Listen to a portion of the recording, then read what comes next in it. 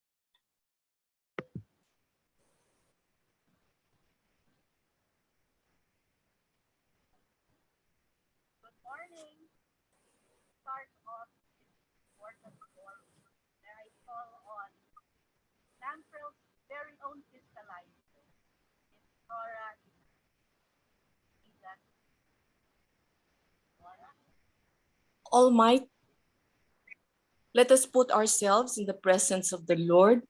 We are coming together before you this morning to say thank you that our country has a functioning democracy that mandates the holding of periodic elections. Other countries are not as lucky. Please inspire, guide, and nudge the stakeholders to do the right thing and to do this right. We humbly petition that our May 2022 elections will be clean, peaceful, orderly, transparent, and credible. Please help us to be true to our mantra that it is better to light a candle than to curse the darkness. For all this, we say, glory be to the Father, to the Son, and to the Holy Spirit, as it was in the beginnings, now and ever shall be. Amen. Thank you and good morning. Thank you, Ms. Cora. And now, start off the forum process. I'd like to call the Chairman of the We can't hear you, Salma.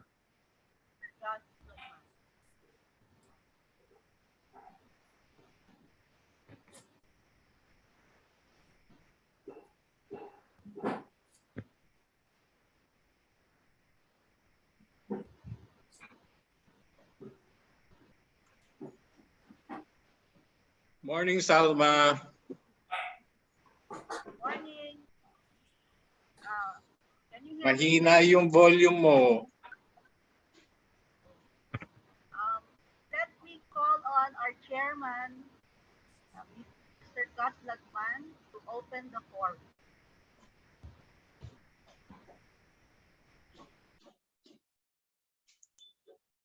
Naka-mute ka, Gas.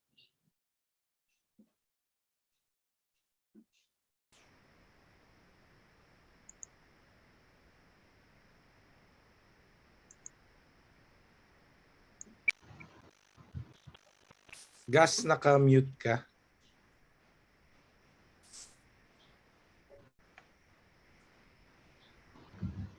Gas, naka-mute ka. Wala kami naririnig.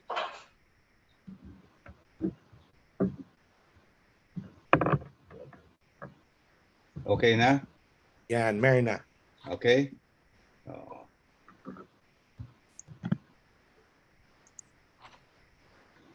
Good morning and welcome, fellow election stakeholders, to today's forum organized by NAMFREL, entitled New Normal 2022 Elections, Are We Ready? A stakeholders forum on the 2022 national and local elections. This morning, we are hoping that the presentations and discussions would provide a glimpse of the state of readiness of our election management body, election stakeholders, and the voting public, with just 6 months before Election Day. In this forum, we will be joined by the Commission on Elections, which will present the state of readiness of Comelec operations on the ground. how the Comelec is COVID-proofing the 2022 elections, and also the Comelec's planned activities in the coming months. We would also learn the recommended health protocols to be adopted for the conduct of a safe 2022 national and local elections, including policies and guidelines should there be increases in COVID cases approaching Election Day. NAMFREL, as a member of the Comelec Advisory Council, will present updates on the automated election systems, or AES, preparations, as well as innovations adopted for the 2022 AES to make it more robust and transparent. The Department of Information and Communications Technology, or DICT, will be presenting on the readiness of the AES insofar as digital signing through the Philippine National Public Key Infrastructure, or PNPKI, is concerned, and cybersecurity to be provided by DICT to secure the automated elections. The Department of Education, or DepEd, on the other hand, will present on the readiness of teachers who will serve as members of the Electoral Board, as well as the DepEd's other roles in the coming elections. After the presentations, a panel of reactors from the academe, private sector, youth sector, and NAMFREL will give their responses. We enjoin representatives from the major political parties, business community, the media, and other election stakeholders among the members of the audience to participate in the question and answer segment. We hope that today's discussions would provide an opportunity for the stakeholders to be updated on how Comelec is ensuring that the 2022 elections will be free, fair, transparent, safe, and efficiently held. We also hope that the forum will encourage support for the Comelec as it strives to hold national elections during a pandemic and to further build trust from the public who looks to Comelec for leadership as we enter an election period that is bound to be fractious. Thank you for your kind attention. Back to you, Salma. Thank you, Gus. As we all gear towards May 2022, we ordinary citizens have been bombarded with news reports of various candidates posturing and essentially presenting their agenda. But looking at all these news reports, we still remember the inefficiencies of past elections. So we at NAMFREL and our NGO partners alike are really looking at the national elections in 2022 and what can we look forward to, considering there have been various reforms taken either through legislation or by executive fiat on how the elections are run. So we have gathered today to look at, are we prepared for 2022, considering the vote really matters. And as what Thomas Jefferson has said, we do not have a government by the majority. We have a government by the majority of people who participate. And the more people who can participate, then that would be the expression of the sovereign will of the Filipino people. So are we ready to really listen to and actually accurately report what is the sovereign will of the people? Today, we have gathered various experts and specialists in the field of the conduct of elections, electoral reform, technology. Let us start by calling our first let me introduce to you all the members, all our distinguished speakers. We have for this morning's forum, Director Teopisto Elnas of the Commission on Elections. He's currently the Deputy Executive Director for Operations. We also have the Honorable Emmanuel Ray Cagtic. He's the Undersecretary of the Department of Information and Communications Technology, or DICT. We also have Attorney Marcelo Bragado Jr., who is the Director of the Procurement Management Service of the Department of Education, one of the line agencies intimately involved in the conduct of elections. And to round off the panel of presenters, we have our very own Mr. Lito Averia, the NAMFREL's resident IT guru. After the presentations, we will be joined by a panel of reactors. We have with us, we're so lucky to have him, the Dean of the Ateneo School of Government, Dr. Ronald Mendoza. He will be joined by Mr. Guillermo Luz, who is the chairman of the Livable Cities Challenge and who's among the bright stars in the NGO firmament. We also have to represent the young, Attorney Mildred Ople, who currently is the program officer of the Youth-Led PH. And to round it off, we have Mr. Fernando Contreras Jr., our very own IT expert. May I call on our first panelist, Director Elnas, to start off the forum. How prepared are we for the national elections in 2022?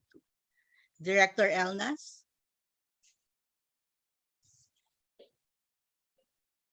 I don't know. I don't know what. I don't know what's going on sa Facebook.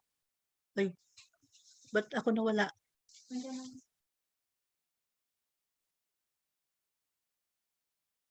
You're still here, no?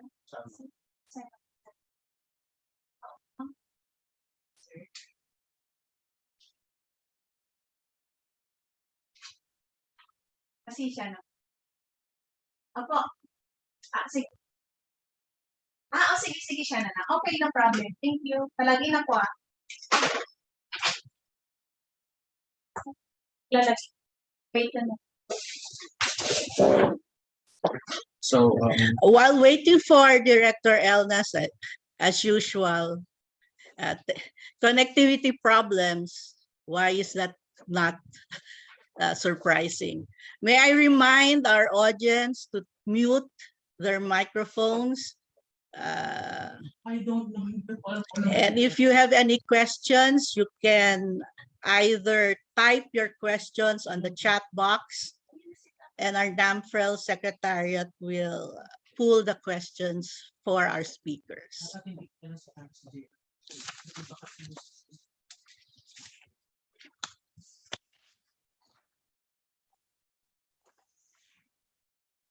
May I also request our attendees to change their display names on Zoom with the name of their organization placed ahead, followed by their name.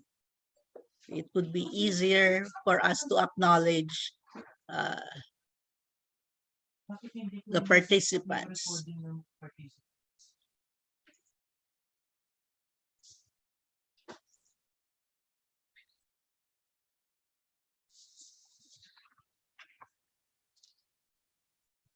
While waiting for Director Elnas, may I again remind our Zoom participants to mute your mic, please, to improve connectivity. I don't know what it is.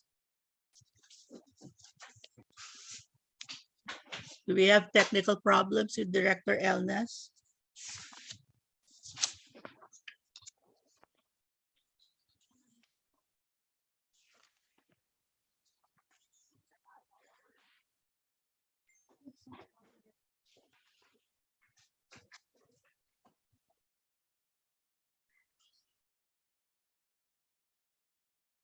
Nandito na ma'am. Maglalagay. Okay, has been some connectivity issues. Okay, Director Elnas, good morning.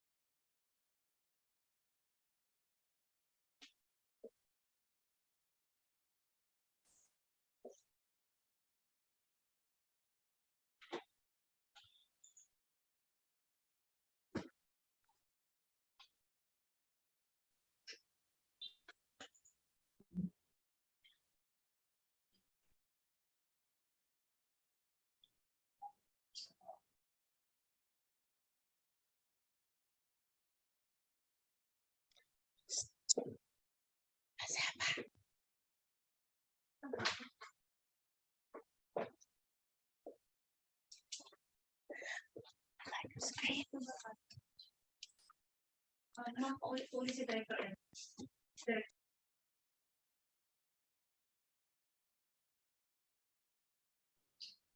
Good Andiyan morning. na po si Director Elnas. Good morning, Director Elnas.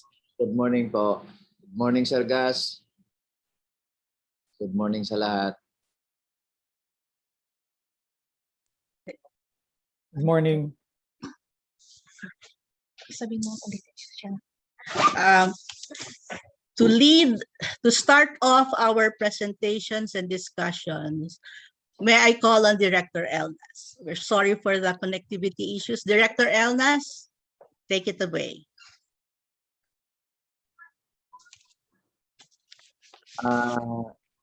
Kayo na mag-share screen, ma'am. Sir, kayo na po. Sabi ni kanina po.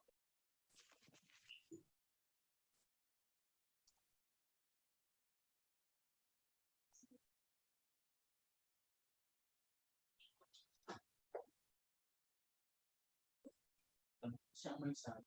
Sila. Yung signal, ano? Are we okay? Naputol. Director Elnas, you can go ahead. Share screen. Yes, sir. Stop.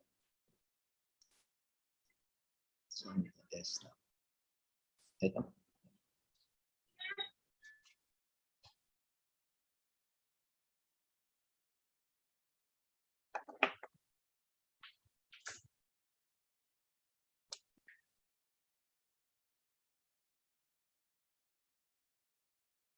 So, di ba ayun yung sa ating presentation?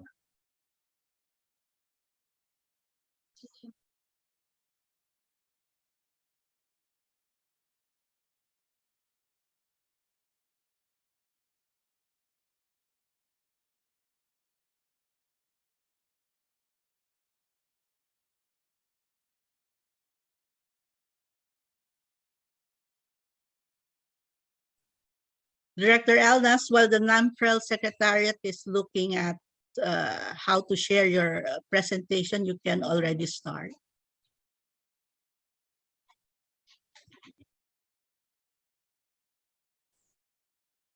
There you go.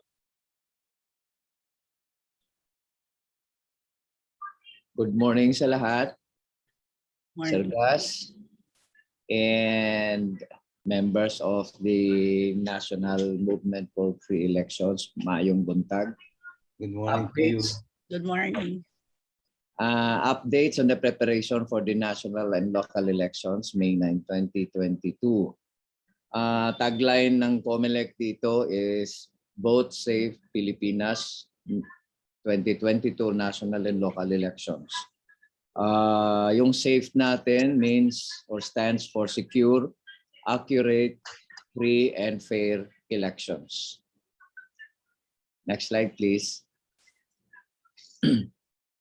So stats lang muna tayo for info lang sa lahat. As of September 2021, mayroon tayong 64,240,087 registered voters. And it was because Congress opted to extend the registration of voters up to October 30, 2021. Within that period, we were able to receive new registrants of 899,122, reactivations 171,754, and reinstatements 22. So a total as of November ERB hearing, mayroon tayong total registered voters of 65,310,985. Next slide, please. At saka idadagdag na rin natin, no, registered voters abroad, that's 1.6 million. Okay. Now for the vulnerable sectors, we have the persons deprived of liberty, 46,640.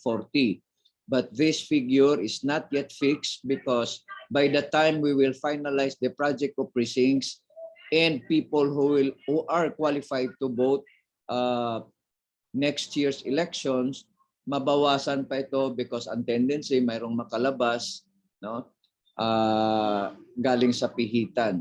No? So i-determine natin dito aling mga detention facilities ang magkakandak ng voting doon mismo sa loob ng detention facilities at ilan yung mga botante na buboto na PDL na buboto through escorted voting. For indigenous peoples, we have 12,272, and for purposes of the next year's elections, we will be establishing an emergency accessible polling place intended for the senior citizens and PWD. We have a total of 2,424 voting centers wherein which emergency accessible polling places will be set up. Next slide, please. So ito, pasadahan lang natin konti ang election systems for 2022 NLE. Of course, dito sa Pilipinas, we still adopt the paper-based automated election system. Gamit pa rin natin yung BCM na ginagamit 2016 and 2019 national and local elections. Ito, susulatan yung isi-shade yung gustong iboto ng mga botante. Then the BCM, the voters will feed the ballot, count the ballot yung BCM, then the BCM will print the BBPAT, and of course, there will be electronic transmission of results at the precinct level to the different, to the canvassing centers, whether municipal or city board of canvassers. Regular voters will vote at the designated polling place and voting centers, while PWD, like I said earlier, PWD and senior citizens may opt to vote in the emergency accessible polling place. This is true if in case yung mga designated polling places nila within the voting centers is situated sa second floor, third floor, or fifth floor as the case may be. So pwede sila sa ground floor, doon sila sa EAP boboto. Of course, mayroong corresponding process and procedures ang gagawin ang ipapalabas ng Commission on Elections for the purpose of this EAP voting. Also, the detainee voting and the local absentee voting. This is, not to mention, the system na gagawin natin sa abroad. Dalawang din, we have the manual voting and of course voting using the automated election system. Sa automated election systems abroad, dalawa din yung konsepto natin. One is ipapadala through the post office. Yung isa is personal voting wherein shade ng ballot pupunta yung botante sa different post or designated voting centers abroad. Kukuha ng balota, magsishade ng ballot, then ipifeed nila personally yung balota sa BCM. Next slide, please. So dito sa Pilipinas, we have the local absentee voting. So ang entitled dito are government officials and employees performing election duties. And of course, members of the AFP, PNP. And this had been expanded to the members of the media, including their technical and support staff. Okay. So manual itong botohan nila. Okay? They will only vote for national positions. Ang period dito ng voting is April 27 to April 29, 2022. Kung AFP-PNP sa mga military or police camps, kung members naman ng media at saka government officials, either at the Office of the Regional Election Director or the Office of the Provincial Election Supervisor, as the case may be. So for local absentee voting, ipapadala lahat ng mga balota all over the country kung saan nagsiset up, kung saan nagbotohan ng local absentee voting, ipapadala dito sa Manila and will be counted by the Special Board of Election Inspectors who will at the same time prepare the election returns, then submit to the Special Board of Canvassers for canvassing the said ER, and then isasubmit sa National Board of Canvassers. National Board of Canvassers, composed ito ng Comelec for purposes of senatorial and party list, and Congress for purposes of the President and Vice President. Next slide, please.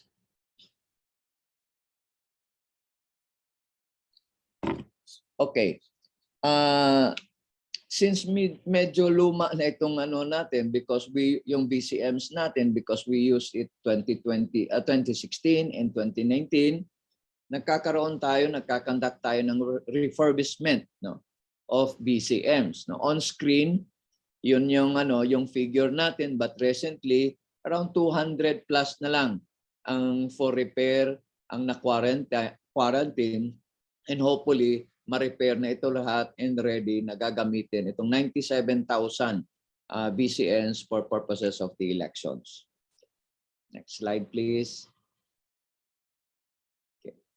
Dito naman sa sa tatlong servers natin, sa Central Backup and Transparency servers, ito na yung mga nagawa na at ongoing pa na gagawin or ginagawa as far as the Central Backup and Transparency servers natin. Yon yung storage, servers, load balancers, firewalls, network switches, routers, cabling, data center telco service, primary and secondary. And next slide, please. Next slide, please. Okay. So continuation lang ito. Again, for the Central Backup and Transparency, itong telco transmission media service or telco exchange, andun yung GPRS, VSAT, BIGAN, SD1, kumpleto na for central and backup server, and this does not apply to transparency. Transmission media service, yung PLDT, this coming November 30, makukumpleto na ito. BIGAN, VSAT, GPRS, and SD1. Operating system, kompleto na rin. Yung application, may install by December 10. And the database, kompleto na ang central server. Ang backup server ay makompleto at including the transparency this coming December 3. Next slide, please. Other preparations and requirements. Yung sa international certification entity, ongoing ngayon. Yung hardware testing, nasa US. Pati yung software at saka yung testing dito sa Pilipinas. Of course, mayroon pang other requirements, yung local source code review, yung field testing natin, and mock elections. Kasama, ongoing rin ngayon, doon sa warehouse natin, yung series of lab test to see to it na yung system na ginagagamitin ay compliance with the terms and reference doon sa pagbili ng system. Okay. Of course, doon sa transmission, kasama na rin yung failover testing, stress testing, and other testing as far as the connectivity and transmission of results from the different precincts up to the national level, including the 3 servers, yung transparency, backup, and central servers natin. Also, ikakandak din natin yung pre-logic and accuracy test. Doon yan gaganapin sa Santa Rosa warehouse, And of course, yung final testing and sealing, that will be conducted days before the elections. Mock elections natin, schedule is December 29, 2021, and field test will be conducted this coming December 14, 2021. Okay. Next slide, please. On screen are the areas for mock elections. Dito sa mock elections natin, ito na yung end-to-end demonstration ng buong proseso, and iti-testing din gaano ka-accurate, gaano katama at gaano ka-secure yung proseso, yung mga resulta na ipapadala, na bibilangin, ipapadala at ma-receive sa mga different destinations. Dito rin, isusubok ang proseso ng VCM natin right from the start, pag-open hanggang sa voting, consolidation of results, then printing of election returns, and also the printing of the voter receipt or the BVPAT. Then masusubukan din yung pag-transmit from the precinct level to the City Municipal Board of Canvassers, and sa CCS part from the city or municipal canvassers to the provincial board of canvassers up to the National Board of Canvassers, including the 3 servers na sinasabi ko. Okay. Ito yung mga areas on screen. Okay. Si-simulate, ika-conduct natin from the precinct level, as I said, to the canvassing, city, municipal, hanggang sa itaas. Okay. Next slide, please. So tapos na yung guidelines natin, yung general instructions natin for voting, counting, also rules on canvassing, campaign rules, and gun ban. As of now, sa kasalukuyang dinidiscuss, pina-finalize yung drafting ng contingency plan that will be used for purposes of the election just in case mayroong hindi magandang nangyari during elections. Next slide, please. So timelines, yung mga importanteng activities and dates. Election period, of course, it carries with it gun ban. That will start January 9, 2022 to June 8, 2022. Campaign period for national, that's from February 8, 2022 to May 7, 2022. For local, March 25, 2022 to May 7, 2022. Local absentee voting, na-mention ko na ito kanina, April 27, 28, and 29. And overseas voting, this will be conducted ahead of time, April 10 to May 9, 2022. Of course, before the elections, sinabi ko, there will be series of final testing and sealing at the precinct level, right where kung saan gaganapin yung mga electoral boards natin ang pag-conduct ng elections. Dito titingnan din natin if in case mayroon pang mangyayaring na hindi maganda along the way, whether hardware or software or sa system, mati-check at mati-check pa natin during this period, May 2 to May 7.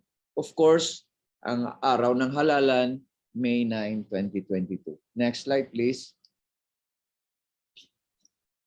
So trainings, trainer of trainings, December 8 to 16, DOST certifiers, December 17, field personnel, December 18 to 20, and of course, ito na yung pinaka-bulk sa training natin, yung training with the electoral boards. That's from January 15 to March 31, 2022.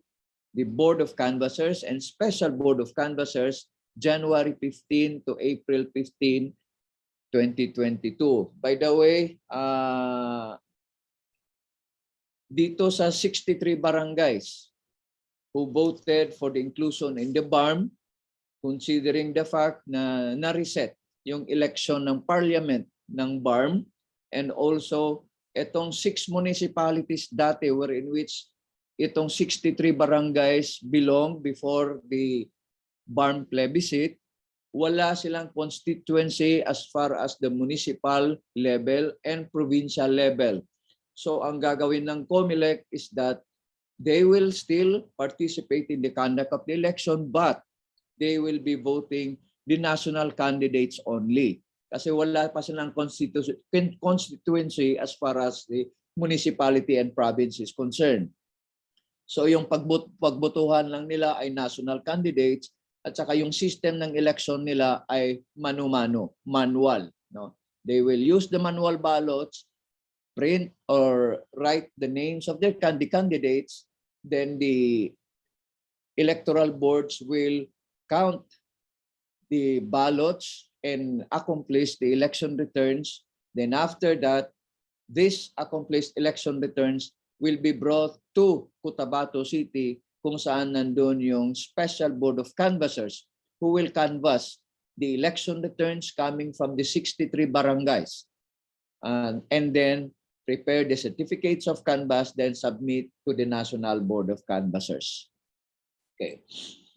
So refresher, mayroon din tayo kasi medyo April, malayo-layo pa sa election itong last day ng training schedule natin. That's why Comelec will be conducting refresher courses sa SBEA, sa electoral boards, sa Board of Canvassers from April 22 to April 30, 2022. Of course, mauna itong printing ng ballots for overseas voting. Mag-start yan January 12 to January 13. And the local absentee ballots also, kukunti lang ito, so isang araw lang, January 14. Next slide, please.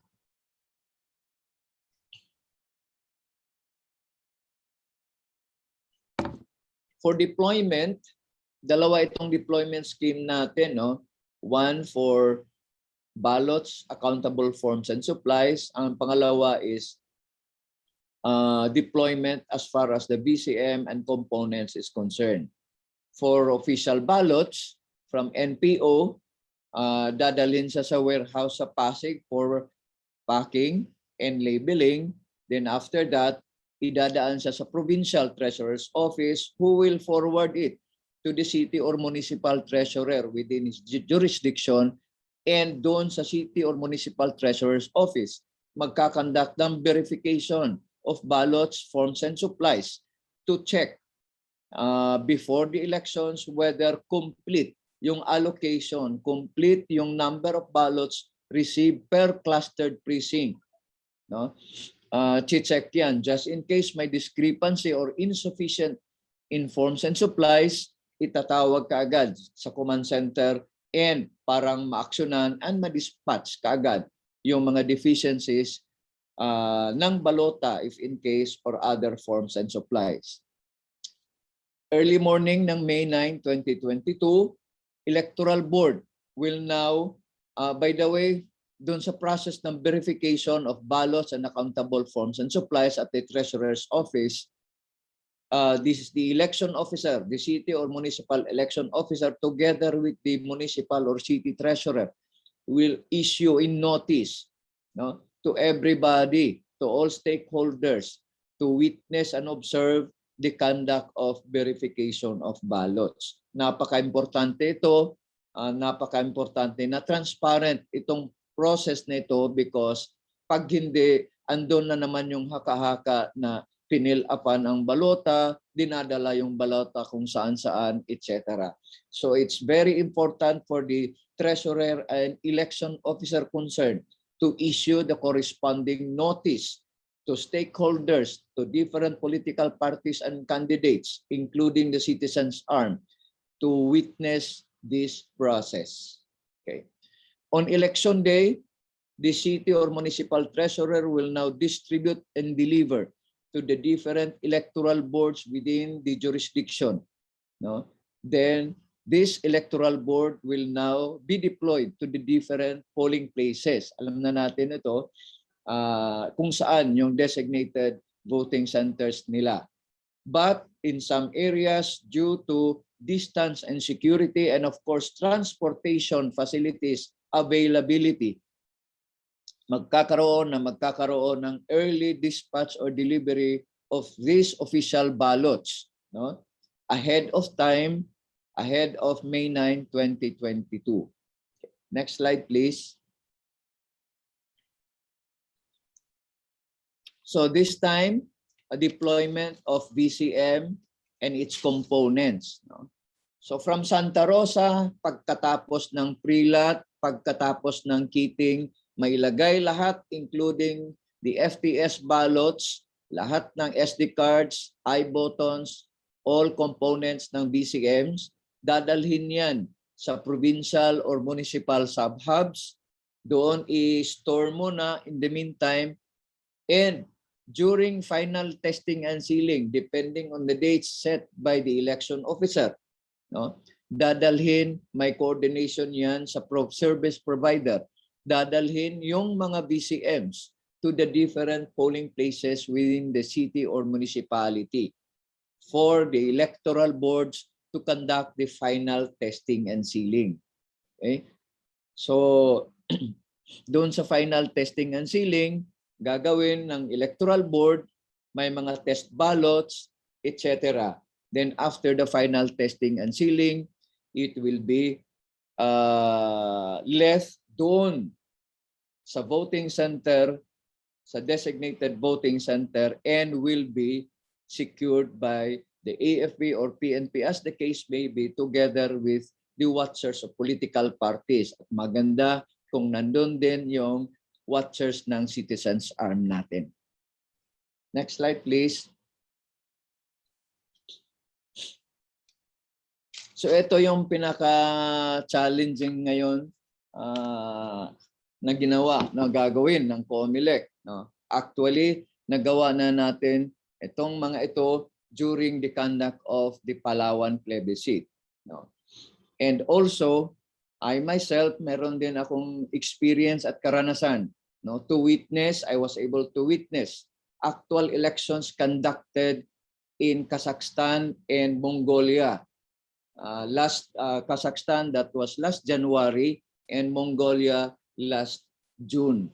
Doon nakita ko how to implement this COVID preventive measures to ensure that the voting process is COVID proof, and to ensure the voting public and the voting populace that the process and procedure safe sila while undergoing the voting process procedure, and hindi lang sila, pati yung mga electoral boards or people manning the polling place, safe din sila. So nakita natin personally yung how to conduct the elections with these COVID preventive measures. And of course, na-testing natin ito, as I said, sa Palawan plebiscite. So ito na yung gagawin natin, temperature checking right at the entrance ng voting center. Okay? This will be done by health personnel na itatalaga ng Comelec. Aside from that, there will be the PNP or AFP, as the case may be, will take charge as far as the crowd control right at the entrance ng voting centers natin. Kasi ini-expect natin may mga time na dagsaan ang pagpunta ng mga botante. No? Karamihan dyan, early morning, dagsaan yan, tapos maglalal mga 12 to 1 or 2, babalik na naman yan, magdagsaan 3 to 5 hanggang sa katapusan ng oras ng botohan. By the way, our voting will start at 6 o'clock in the morning and will end at 7 o'clock in the evening. Okay. So also, we will be setting up, if possible, separate entrance and exit for each voting center. Kung dalawa yung gate ng voting center, that would be better. Parang hindi na babalik, hindi magki-criss-cross, hindi magkasalubong ang mga botante na papasok at lalabas sa voting center. Mandatory itong wearing ng face mask, and of course itong face shield mukhang magiging hindi na ito mandatory, no? Actually ngayon hindi na nga mandatory yung magsuot ng face shield, no? Except yung mga lugar na close kulob, maraming tao, etc. Andyan pa rin yung 1 meter physical distancing. Okay? That's why, and in relation to this, Comelec magtatalaga ng health safety protocol officer doon sa voting center mismo to check and to monitor that everyone should comply all of these COVID preventive measures, especially the 1 meter physical distancing and wearing of face mask. Also, we will be installing sanitation stations, yung mga alcohol, right at the entrance ng polling places natin, at the entrance ng voting centers natin, and of course, kung magtalaga tayo ng emergency accessible polling place, doon din, and of course, doon sa voters assistance desk na i-discuss natin later. Frequent disinfection of hands, frequent disinfection of regularly touched surfaces, like yung marking pens natin, palagi nating i-disinfect yan, yung upuan at saka yung lamesa na gagamitin ng mga botante, frequent din yan na i-disinfect ng mga electoral board. Of course, mayroon tayong i-impose na proper cough and sneezing etiquette. Next slide, please. Also, we will be establishing the IPP or the isolation polling place. Just in case, at the time when chinek yung temperature ng isang botante, just in case lalampas siya ng 37.5 centigrade, dito siya dadalhin sa IPP. No, hindi siya pauwiin kagad because he will be deprived of his right to cast his vote. No, dito siya dadalhin sa IPP and i-verify yung pangalan niya, i-verify kung botante siya within that voting center, and if indeed may establish yung identity and he is a registered voter in that voting center, kukunin ng staff ang kanyang balota kung saan siya rehistrado. Kukunin, then after that dadalhin sa IPP, then he will be allowed to cast and fill up his ballot, and after that, ito turn over na siya sa mga health officials. Okay? Magkakaroon din ng health station within the voting center. Itong establishment of voters assistance desk, ito na try na natin ito when we conducted the Palawan Pleb. Napakahalaga at napaka-importante ito because this will address problems ng mga botante na hindi pa nila alam kung ano ang presinto nila, ano ang precinct number nila, at saka saan yung polling places nila or classroom na kung saan nakalagay yung presinto nila. So with this voters assistance desk, they will be guided accordingly kung ano yung precinct number niya, kung saan ang specific location ng kanyang polling place based doon sa ilalagay na tinatawag na voting center layout. Nakalagay doon yung precinct assignments, no? So ituturo na lang, nandun yung voting center mo, yung polling place mo, yung presinto mo, doon sa building na yan, second floor, dito sa right wing. No? So voters will be guided at hindi na sa paggala-gala at maghanap ng kanyang pangalan. No? Titingin doon sa precinct posted list of voters doon sa mga polling places. And this will be manned by the citizens arm of Comelec. Okay? As much as possible also, kung maraming area, maraming classrooms pa, we will be establishing holding areas, no? Practically doon sa katabi ng mga rooms na mga polling places. Just in case maraming tao sa labas waiting for their turn to get inside and cast their votes, doon sila muna uupo, doon sila muna papasok sa tinatawag na holding areas. Okay? So ito na yung sinasabi ko kanina, the posting of layout of the voting center. No, doon makikita kung ano-ano yung mga classroom at saan-saan yung mga classrooms nila na pwedeng or napupunta sila dahil nandun yung kanilang polling places. Of course, ang pag-display natin ng signages, whether directional, no, yung mga this way, yung mga number of precincts na na-assign within that particular building, and other informative signages, no?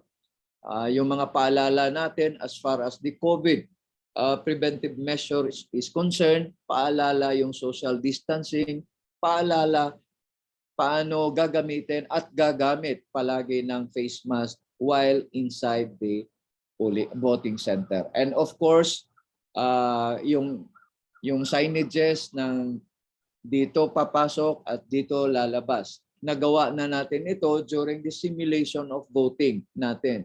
When we conducted that simulation of voting doon sa San Juan. Of course, yung tables and chairs inside the polling place will be arranged in such a manner that basically physical distancing is at all times observed. Okay? Installation of plastic barriers between the electoral board and voters.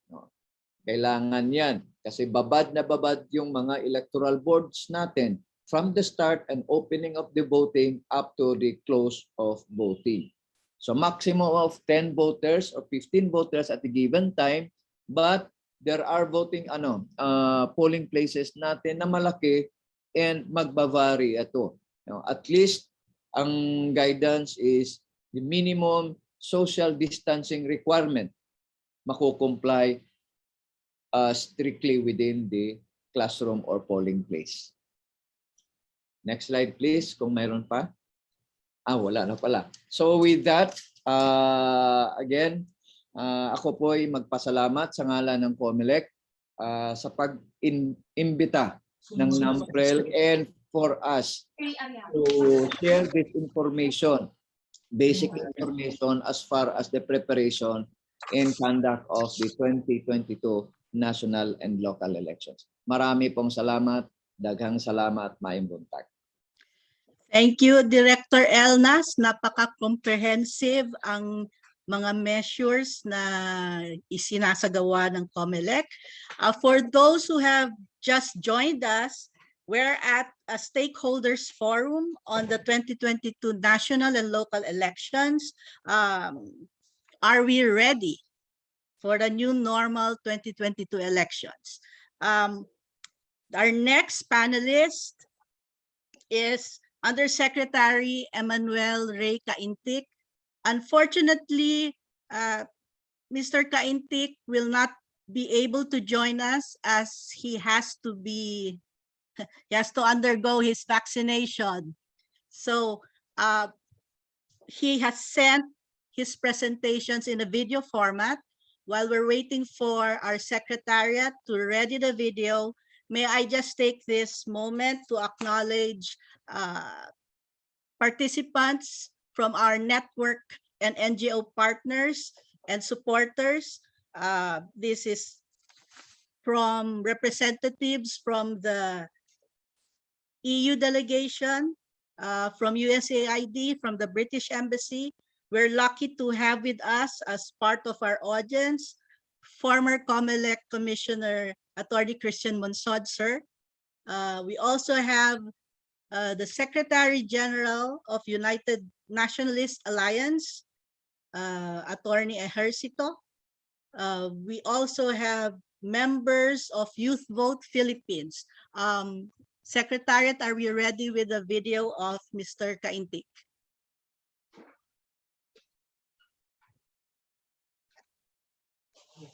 Okay, roll on the video.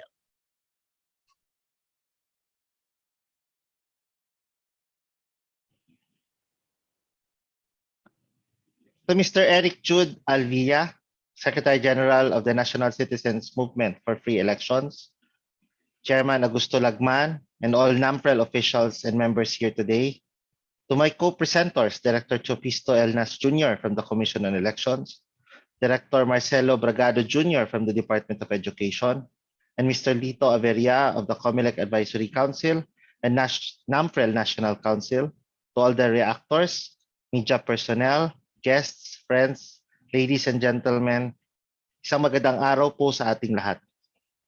First of all, I would like to commend the NAMPREL for organizing today's Stakeholders Forum on the 2022 election.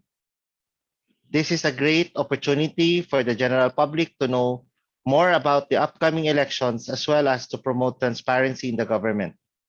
May this event help address relevant questions and concerns that our kababayans have in relation to the upcoming elections. One of the most obvious challenges for the 2022 national and local elections is the COVID-19 pandemic protocols. As the lead agency tasked with the digital transformation of the country, your Department of Information and Communications Technology has been conducting preparations to aid the government in the upcoming elections in the new normal. Pursuant to Republic Act 9369 or the Automated Election Law, your DICT has also been leading the Comelec Advisory Council, which is mandated to recommend the most appropriate, secure, applicable, and cost-effective technology to be applied in the automated election system. Our goal is to have a fair, secure, and transparent election process in 2022. For this purpose, the DICT has also been providing technology support for the preparation of the upcoming 2022 elections. One of these is our assistance on the Philippine National Public Key Infrastructure, or PNPKI, for the use of the Board of Election Inspectors. In general, the public key infrastructure aims to improve the delivery of government services to citizens. As such, all government online applications are greatly benefiting from it. The PKI uses the concept of digital certificates. These certificates are very small files that can be stored on your computer, an ordinary flash drive, or USB token. Through the use of certificates issued and digitally signed by a certificate authority, the PKI authenticates the data source and ensures data had not been tampered with in transit. PKI can also be used to encrypt data such as email or online transactions. More than 500,000 PNPKI registrations were already transmitted from all over the country. From this number, a total of 183,825 applications were accepted, as most of the provided submissions did not follow the prescribed format for the PNPKI application. A total of 50,569 subscribers were able to download their respective certificates. The DICT does not have control over these issued certificates, and only the subscribers themselves can download their own certificates. In relation to the cloud resources that would be available and needed in the upcoming elections, the DICT, through its Cybersecurity Bureau, has been conducting the vulnerability assessment and penetration testing services to further assess the security of election data and information. The vulnerability assessment has already been conducted by the DICT, and we are currently awaiting the results of the penetration tests. Also, a memorandum of agreement between Comelec and DICT for the hosting of Comelec systems is currently undergoing review. Because of the COVID-19 pandemic, we have to consider a number of health and safety protocols during the election day. These may include RT-PCR tests and vaccination of public school teachers and other personnel who will participate, and considerations on the number of persons allowed to enter voting precincts, duration of voting, and finalization of health and safety protocols are constantly being improved. The DICT, together with the Comelec and Department of Education, is currently coordinating with one another to come up with a plan to address the need to conduct RT-PCR tests for the electoral boards. Voting hours may be changed following the pandemic restrictions, and the number of voters attending the voting precincts may be decreased. For the training of the 2022 National Electoral Boards, a proposal has been made to conduct blended training, both physical and virtual, in consideration of the ongoing pandemic. Another suggestion was to put up a digital signature registration booth at the physical training premises. This will allow the participants to register their digital signatures in case they do not have it yet. The upcoming elections is sure to be one of the most challenging one yet. However, let us continue to trust our government. We have been tirelessly working and coordinating with one another to set up an organized and safe 2022 elections for all Filipinos. We can achieve this through everyone's cooperation and continued support in our endeavors. Let us look forward to an organized and safe 2022 elections and for our better country. Thank you and stay safe, everyone.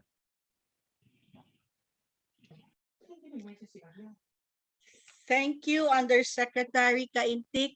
I hope you can join us later for the Q&A, also with Director Elnas. For our participants, kindly use the icon, wave your hand so our secretariat can register the order of people who want to present or air their questions directly to the panelists. For those who have questions but don't want to state their questions directly, you can type in your questions at the chat box. Our next panelist is Attorney Marcelo Bragado Jr. From the Department of Education, one of the line agencies intimately involved in the conduct of elections. Attorney Bragado, please. Good morning. Good morning. Can I be heard po? Good morning, everyone. Good morning to our National Chair, Sir Augusto Lagman. Magandang umaga po. Sir Eric Elvia, our Secretary General of NAMFREL. Magandang umaga. Sa ating pong kaibigan po na si Deputy Executive Director Chapisto Elnas. Ang aking po kasama sa Comelec Advisory Council, si Sir Lito Aviria. Magandang umaga po. At kay Yusek Manica Intik. I will just present po a little update and also some data that were used last 2019 elections para lang po meron tayong comparison on how was the election in 2019 with respect to the data and incoming 2022 national and local elections. I will turn up my video and present po some slides if you may allow. Thank you.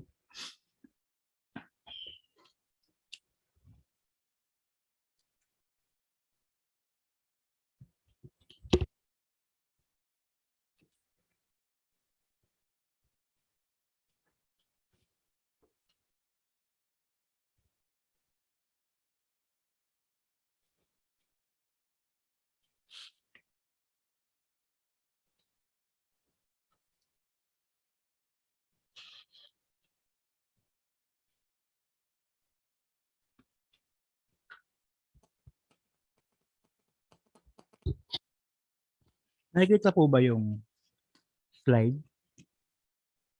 Hindi pa ho. Hindi pa po. Wait lang po. No. They're supposed to be sharing. They told us that DepEd will share their screen.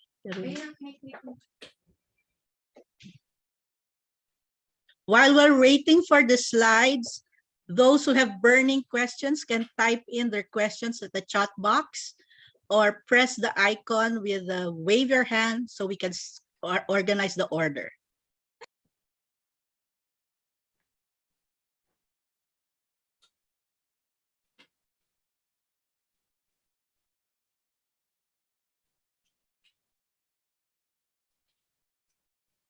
Nakikita na po? Yes, go ahead, Attorney Brigado. Po. Okay. I will just choose po some slides that are relevant for our discussion for today. As you can see po, these are the quick statistics that we had last 2019 national elections.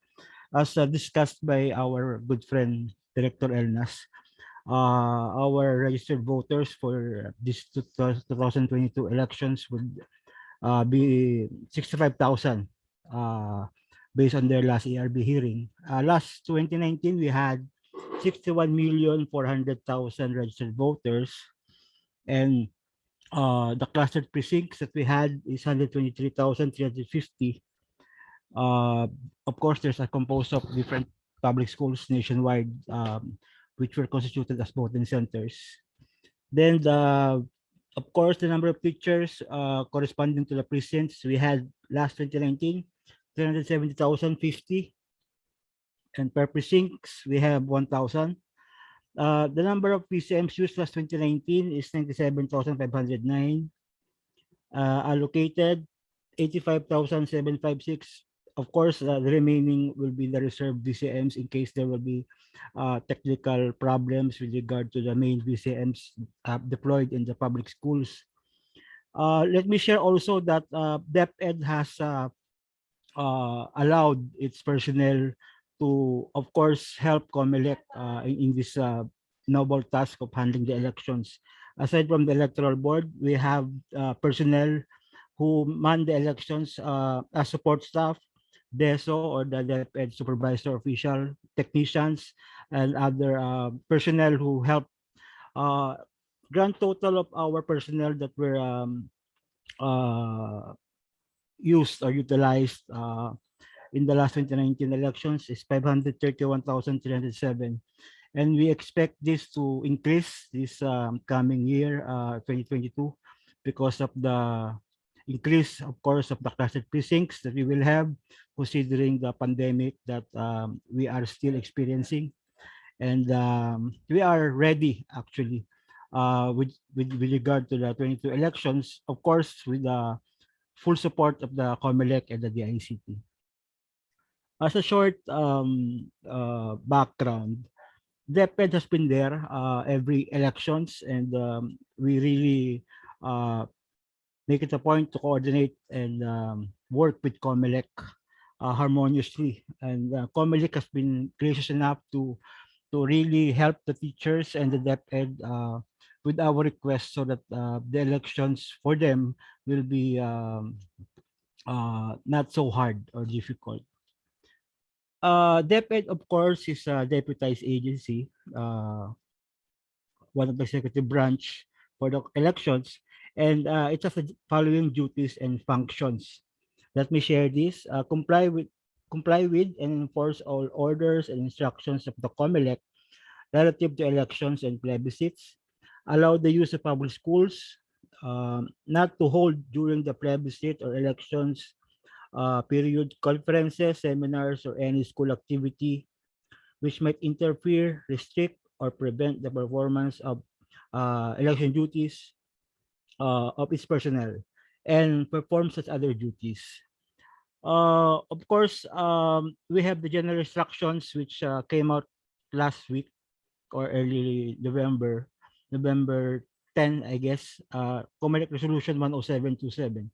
And this outlined or specifically provide the rules and regulations and the provisions for the voting, counting, and transmission of election results, as well as the constitution, composition, appointment of the electoral boards, use of the vote counting machines, and the process of testing and sealing our BCMs during the elections. We are all aware that there is a law, or the Election Service Reform Act, or RA 10756, which actually made made election duties for teachers voluntary. Hindi na po siya mandatory just like before. So we don't actually compel our teachers to work during elections. It's purely voluntary. Inalis na rin po ng extra law yung ating tawag na BEI. Ngayon po ay kung napansin natin sa electoral board na po ang tawag natin, whether it be a barangay SK elections or a national and local elections. Ang sabi po sa extra law is ideally one clustered precinct, one electoral board, and one clustered precinct composed of 800 to 1,000 voters. Ang ating pong 10727 resolution ng Comelec, nakalagay po doon ang constitution and appointment ng ating chairman and members will be on January 17 to 31, 2022. So tamang-tama lang po yun sa nabanggit na training na gagawin po ng Comelec sa ating mga electoral board. Of course, the composition of electoral boards, ang ating po preference is always the public school teachers. At ang nakalagay po dyan, one of the electoral board shall be information technology capable. Kaya po meron tayo certification na ginagawa ang DOST during the training. At ang nakalagay po na additional doon sa ating preference ng pag-select sa electoral board, according to our Comelec Resolution 10727 is that they should be not more than 60 years old, walang comorbidities, at fully vaccinated. So, meron po tayong additional requirement other than those traditionally na requirement po for electoral board. Siyempre, for the safety and health na rin po ng ating mga teacher personnel. And we appreciate Comelec for providing that additional qualification or preference sa mga mag-serve po as electoral board and other DepEd personnel that will work during the elections next year. Now, what is the role of the electoral board? They have the following powers and functions. Of course, they will conduct the final testing and sealing. As we heard po kanina from Director Elnas, we will have the final conduct of the final testing and sealing on May 2 to 7, 2022. Nandun na po yung mga VCM sa mga public schools. Doon na po gagawin yung final testing and sealing. And of course, we are doing this para malaman talaga na the VCM is functioning very well and wala pong maging aberya on the day of the elections. They will be the one to verify the identity of the voter using the EDCVL or the BRVMs. Yung po BRVMs, hindi na po natin gagamitin this coming elections. Ito po yung ginamit in 2019. They will conduct the voting, of course, and administer the electronic counting of votes. Print election returns. They will be the one to supervise and control the conduct of the elections. This will be challenging po, no? This kind of functions of the teachers this pandemic kasi nga po as we have heard kanina, baka po 10 to 15 ang ating voters at one time in each classroom. Tama po sa DICT USEC Manika Intake na sana po mas mabawasan para hindi po maging congested yung ating mga voting centers sa loob ng classroom. Tapos meron din pong functions and powers ang ating mga electoral boards to maintain order. So biruin nyo magiging double yung kanilang magiging trabaho. Maintaining peace and order at the same time maintaining the safety protocols dahil mayroon tayong COVID-19 pandemic still existing. So talagang medyo challenging po itong elections na to. They will furnish watchers, copies. They will also perform such other functions. Gusto ko rin pong i-share na same naman rin po yung ating mga preference with regard to the electoral boards. Sabi ko nga po kanina, public school teachers ang preference, and then kung wala naman pong available, which is quite impossible because our public school teachers, based on the latest data, meron po tayong 838,142 public school teachers nationwide.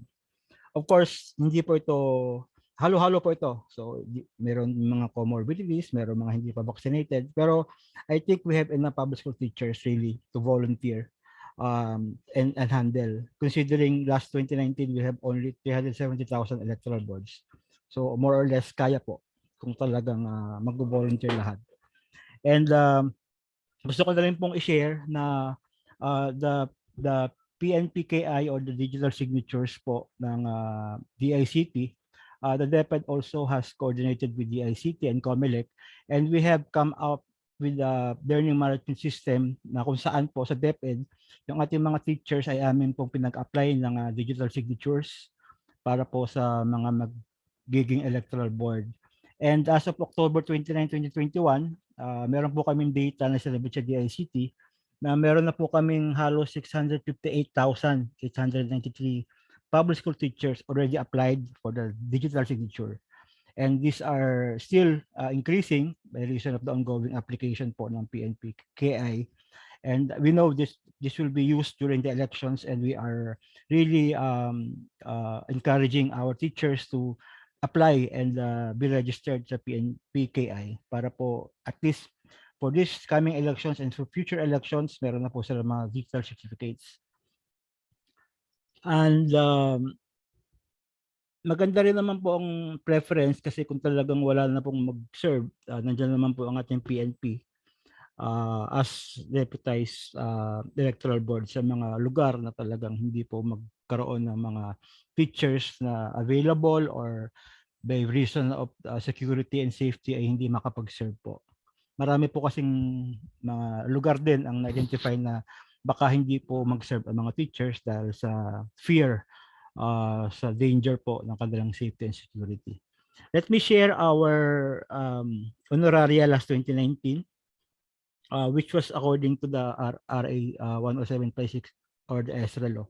Noong pong 2019, ang ating honoraria sa ating chairperson ay 6,000 pesos. Ang member po, meaning yung poll clerk and the third member, 5,000 pesos.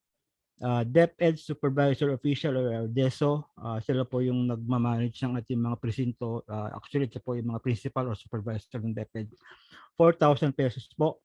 Yung support staff po nila, 2,000 pesos. And of course, marami na rin po kasing technical support staff from DepEd ang na-hire and undergone training. So meron din po silang 2,000 pesos. All of them have received 1,000 allowance for travel, transportation, and yung pong ating technical support staff, because of the nature of their work, they also have 1,000 additional communication allowance. Yan po ay noong 2019. As I can show you po, meron pong improvement po yan, meron pong additional as approved by our Comelec. According po sa ESRA law, hindi naman po nabago ito. Ang death benefits po sa ating mga DepEd workers, 500,000 for any death na nangyayari. Wag naman po sana, pero yan po yung ating nakalagay sa batas. Medical assistance, 500,000. Legal indemnification, 50,000. Kasama po dyan yung mga lawyer's fees, indemnification for legal expenses incurred. And of course, subject to verification po yan para maging entitled yung ating DepEd personnel na mag-a-avail. Gusto rin namin po namin i-share to everyone that we have in DepEd already proposed some increase in the honoraria in accordance with the ESRA law. Kasi po sabi sa ESRA law, every 3 years, pwede po nating i-review ang ating honoraria. So we have come out with the proposal na sana po by reason of the challenges that we will be facing. And of course, it's about time really to increase the honoraria of our teachers and some benefits. Nag-propose po ang DepEd sa Comelec na mataasan yung kanilang mga honoraria. Ito po yung aming proposal, 9,000 for the Electoral Board Chair, 8,000 for the members, for DESO, 7,000, support staff 5,000. Medyo malaki, pero considering po na of course, we would like to request na, so we will request na po sana yung talagang tama at siguro corresponding to the challenges that they will be facing during the elections. Other than that, we have also requested Comelec for the following. Ito po ay just to let you know, ito po ay request namin sa Comelec before the budget deliberations ng Comelec. So, of course, all of these requests is subject to the approval of the budget of Comelec. So, yung hazard pay na 500 per day, parang COVID-19 hazard pay, request po namin yan. Eventually, and luckily and fortunately, and unfortunately na grant po yan ng Comelec. Maraming salamat po. Then yung grant of special risk allowance, medyo yung 25%, hindi pa rin po dahil meron nga pong budget constraints. Yung affording food and water allowance amounting to 1,000 pesos per day. Hindi pa rin po, pero we are really praying na magkaroon ng significant increase ng budget ng Comelec para po mabigay po ito. Dahil isa po ito sa mga nakikita namin concern, yung pagkain at tubig ng ating mga election workers. Bakit? Yung electoral board po natin, lalo na ngayong election, 6 a.m. to 7 p.m., and sa dami ng botante, ay sigurado pong magugutom at mauuhaw sila. And Of course, kung kukunin pandala sa honorarium nila yan, pabili ng pagkain, tapos subject pa to tax, medyo hindi na rin po magandang take home po nila yan. So, ang sa amin po, if ever, magkaroon sila ng allowance for their food and water, and maiwasan na rin po yung, kasi ang mga teachers po natin, minsan, nabibigyan ng mga pagkain ng ating mga candidates, nabibigyan po ng mga tubig, pagkain na may mga pangalan ng kandidato. And minsan nakakalimutan nila na wag itong tanggapin dahil na rin siyempre sayang naman kung itatapon. Pero may mga instances po kasi na napipicturean sila na kumakain o may inom ng tubig na may pangalan ng kandidato. And it will be interpreted as partisan. So at least kung meron po tayong provision for them to really use those allowance for food and water, may iwasan natin yung mga teachers natin tumanggap ng mga pagkain at tubig galing po sa ating mga kandidato and their supporters. Yung provision of transportation allowance na 2,000 pesos, happy po kami na nag-grant po ito. From 1,000, naging 2,000 na po ang Electoral Board Transport Allowance and their staff, pati po ang DESO. Kung noon, 500 po pagkuha ng paraphernalia at mga materials, ngayon po 1,000, pagbalik 1,000 din po. So, ganun po magiging arrangement. Unlike before, yung 5-day service credits, nandiyan naman po yan sa batas.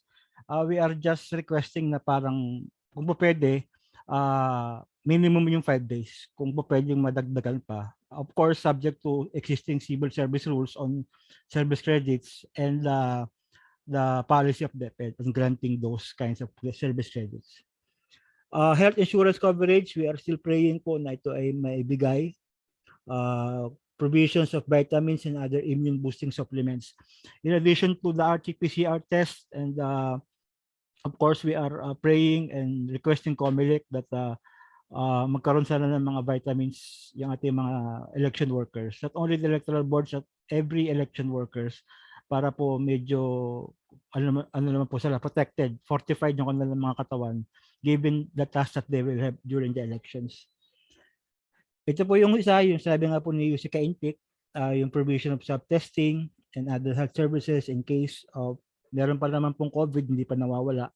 So meron talaga tayong preparations na dapat po may mga ganoong, although we know medyo mahal, pero of course marami naman po sumusuporta na mabigyan ng ating mga teachers ng kaukulang health benefits and protection this coming elections.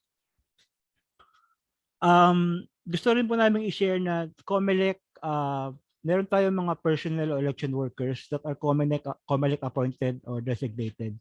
And these are given honoraria based on the law and Comelec resolutions, no, relevant Comelec resolutions.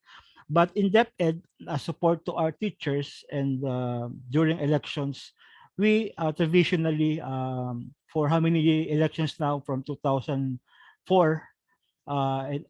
onwards, we have established the DepEd Election Task Force. Yung pong DepEd Election Task Force, iba po ito sa ating mga teachers at saka sa mga field personnel na na-appoint ng Comelec.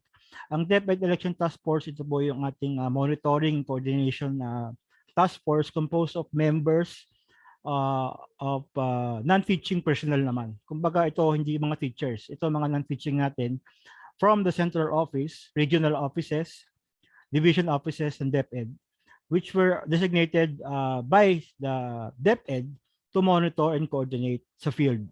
So, gaya po ng nasabi ko, these are DepEd Election Task Force, so necessarily, wala pong budget ang DepEd for this kasi hindi naman po kami mandated to work on elections, yung ating mga non-teaching.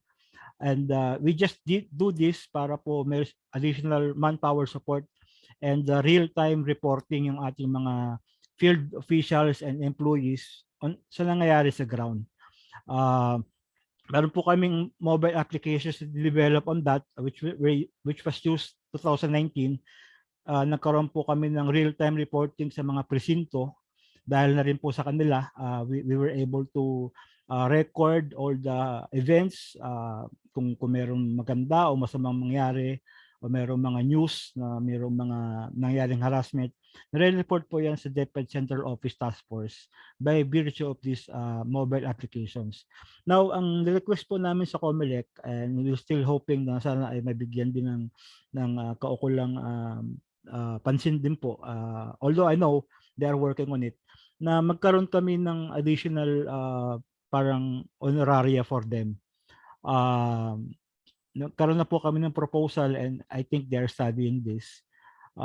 Hopefully mag-grant po dahil malaking tulong po sila in maintaining the order and the process po ng ating buong election system in the field. Now, I would like to present po yung ating matrix, no. Ito po yung 2019 honoraria and benefits, and yung ating DepEd proposal vis-a-vis, and then yung approved Comelec honoraria noong November 10, 2021, paglabas ng Comelec Resolution 10727. As you can see po, medyo mataas yung request namin from 6,000 to 9,000. The Comelec approved 7,000 for chairman ng Electoral Board. For our Electoral Board members, yung ating poll clerk and third member, from 5,000, ang increase po nila is 6,000 compared to our proposal of 8,000. Then yung ating DESO, from 4,000 in 2019, ang request po namin sana is maging 7,000 and increase po siya ng 5,000. So kung mapansin nyo, increase po siya ng tigo 1,000 sa ating mga Electoral Board. Support staff po, ang request namin is 5,000. Ang nag-run po nila is 3,000. Transpo, ito po yung masaya po kami dahil naging 2,000 from 1,000. Yung communication allowance po, ito po yung masaya rin dahil from 500 po noong 2019, naging 1,500 po ang ating communication allowance for the technical support staff. Then yun nga pong anti-COVID-19 allowance na request namin na wala naman, understandably wala noong 2019, ay 500. Ito po ay nag-grant ng Comelec. So ito po yung matrix, and we communicated with Comelec that all our pending proposals be evaluated still and be studied pa rin. And we committed naman po to Comelec that we will be joining them in requesting, petitioning, begging Congress to add budget for our DepEd personnel, both our teachers and non-teaching that will be working in the 2022 national and local elections.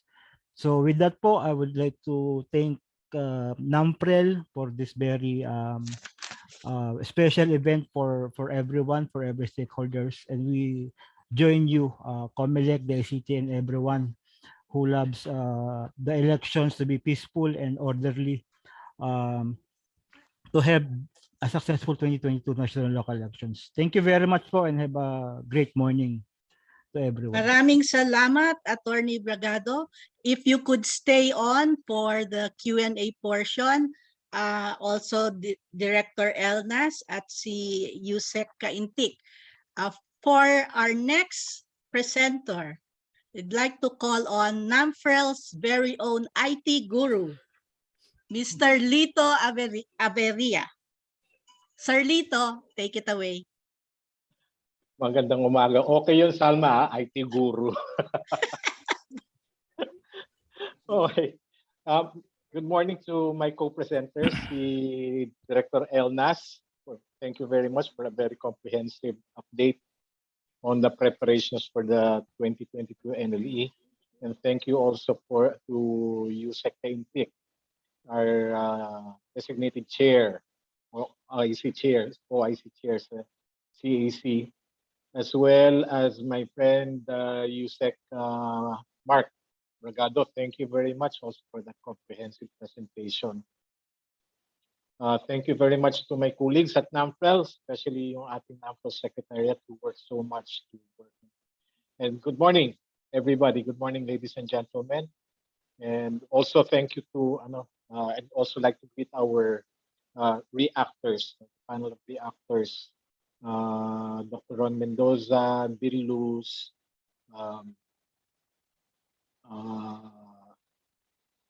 si Mildred, yeah, Ople, and of course my colleagues, also in the IT industry, si JR Contreras. So let me first share my screen.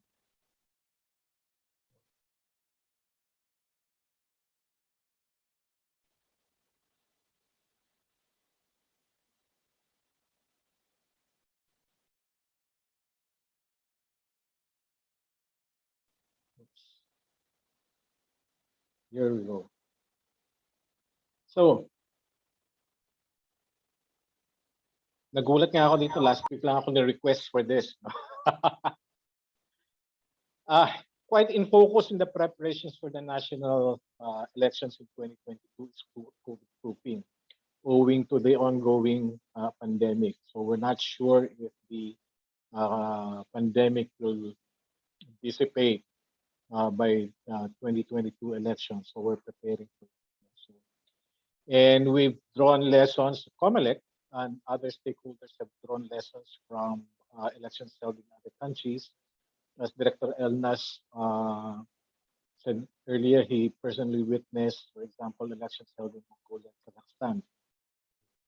And then we had a Palawan plebiscite earlier this year, first quarter, where health protocols were also implemented. And very recently, a month ago, the voting simulation exercise held in San Juan City last October 23. Because of this, embedded in different set of rules, the safety protocols were embedded. For example, observation of various Comelec activities in relation to the preparation of the automated election system. Sometimes you're invited to witness or watch some activities. Also in the procurement of election-related equipment, devices, supplies. Then, of course, health and safety protocols embedded in the voter registration, local source code review, filing of certificates of candidacy, campaigns, election day operations, and random manual audit, and some other rules that the Comelec is set to promulgate. Now, let me comment on the voter registration. So the data I'm using here is based on the Comelec MediaCon held last November 25, 2021, where the Comelec reported a total number of voters at 65,531,462, comprising of new registrants, reactivation of registration statements, for a total of 8,147,080 voters. However, we note this morning, Director Elnas's figure is at 65,310,985 registered voters. So there's really a need to reconcile the numbers. But what was the baseline? So if you look at, for example,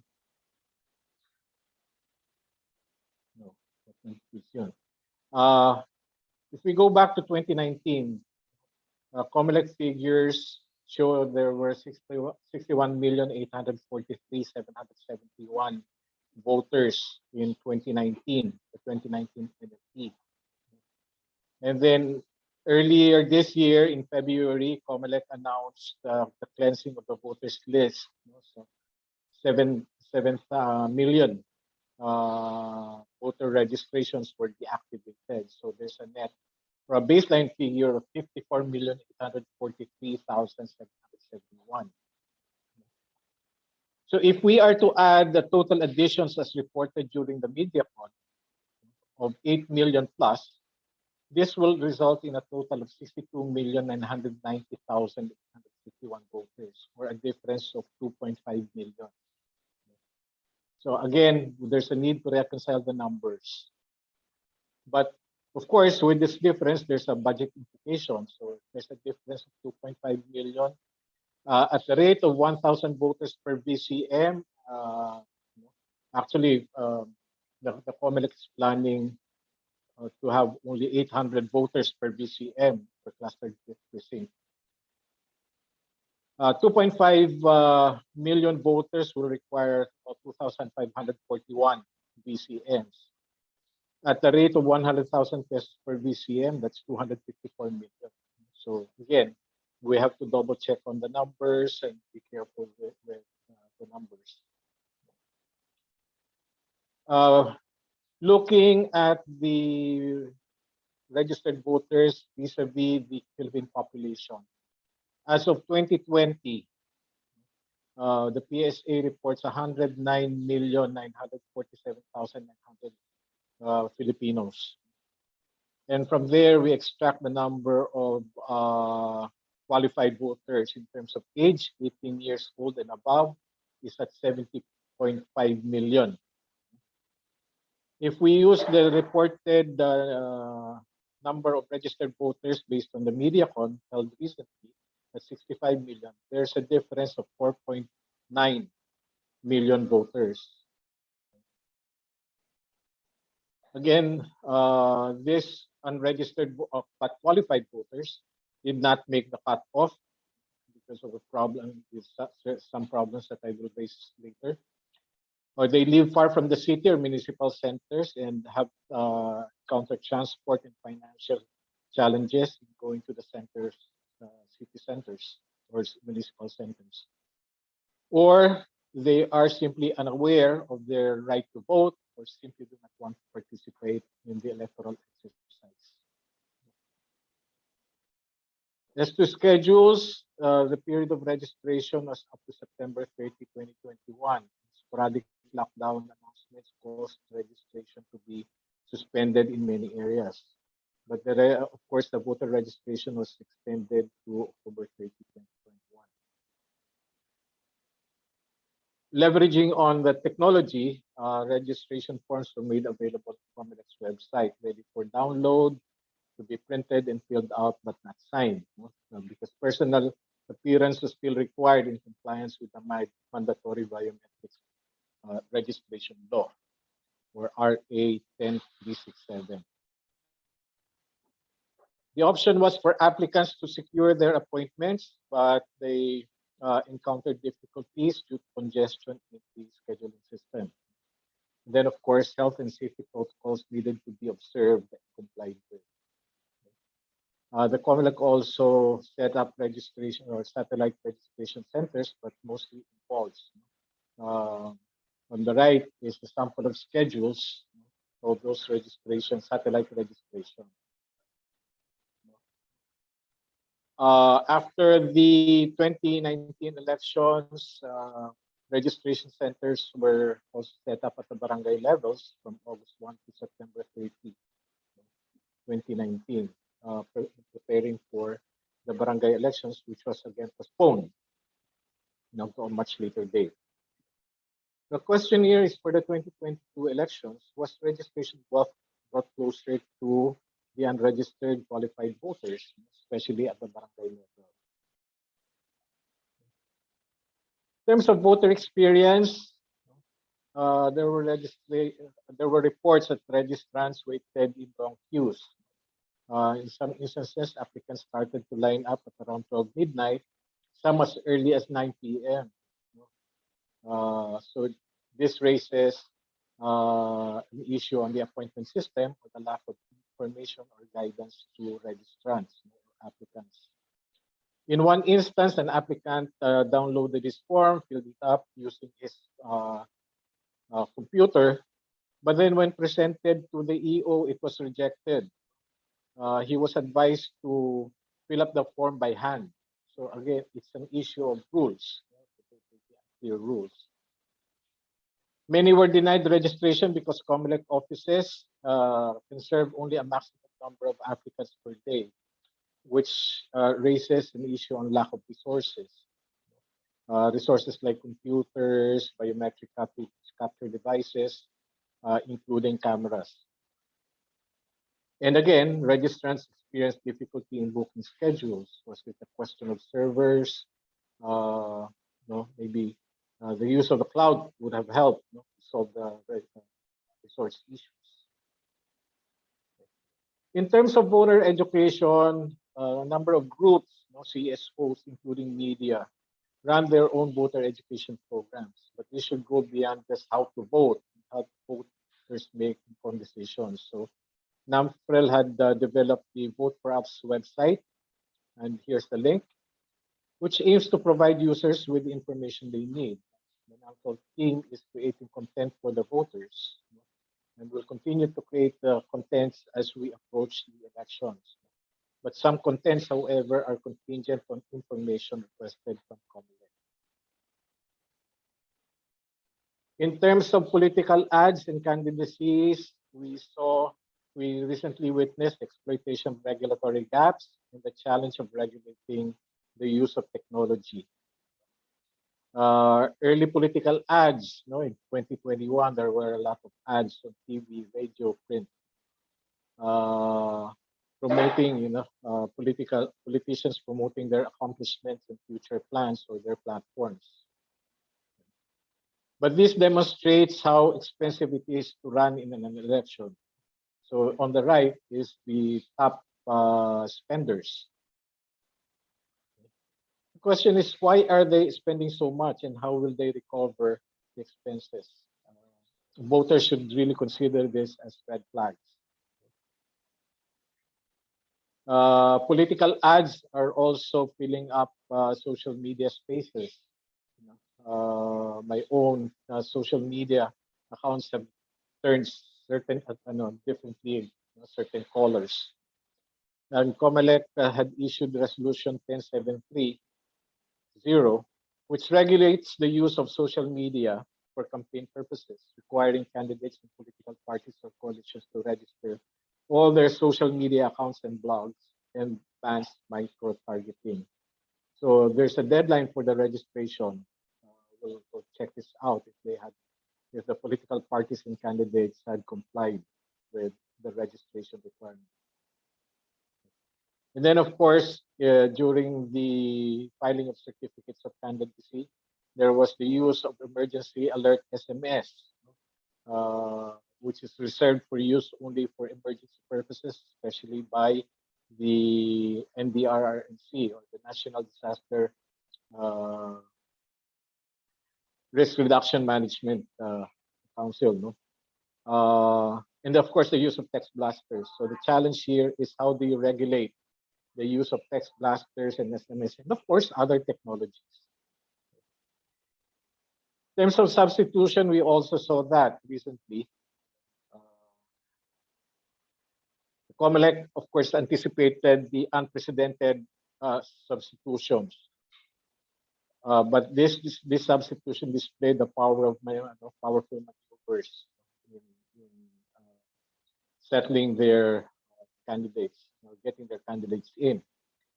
And the movements from one political party to another in shifting alliances demonstrate severely weakened or non-existent political party system, and puts to question the seriousness of aspirants in really running for a post. Because we saw that some of those who earlier filed their candidacies and withdrew were really just placeholders.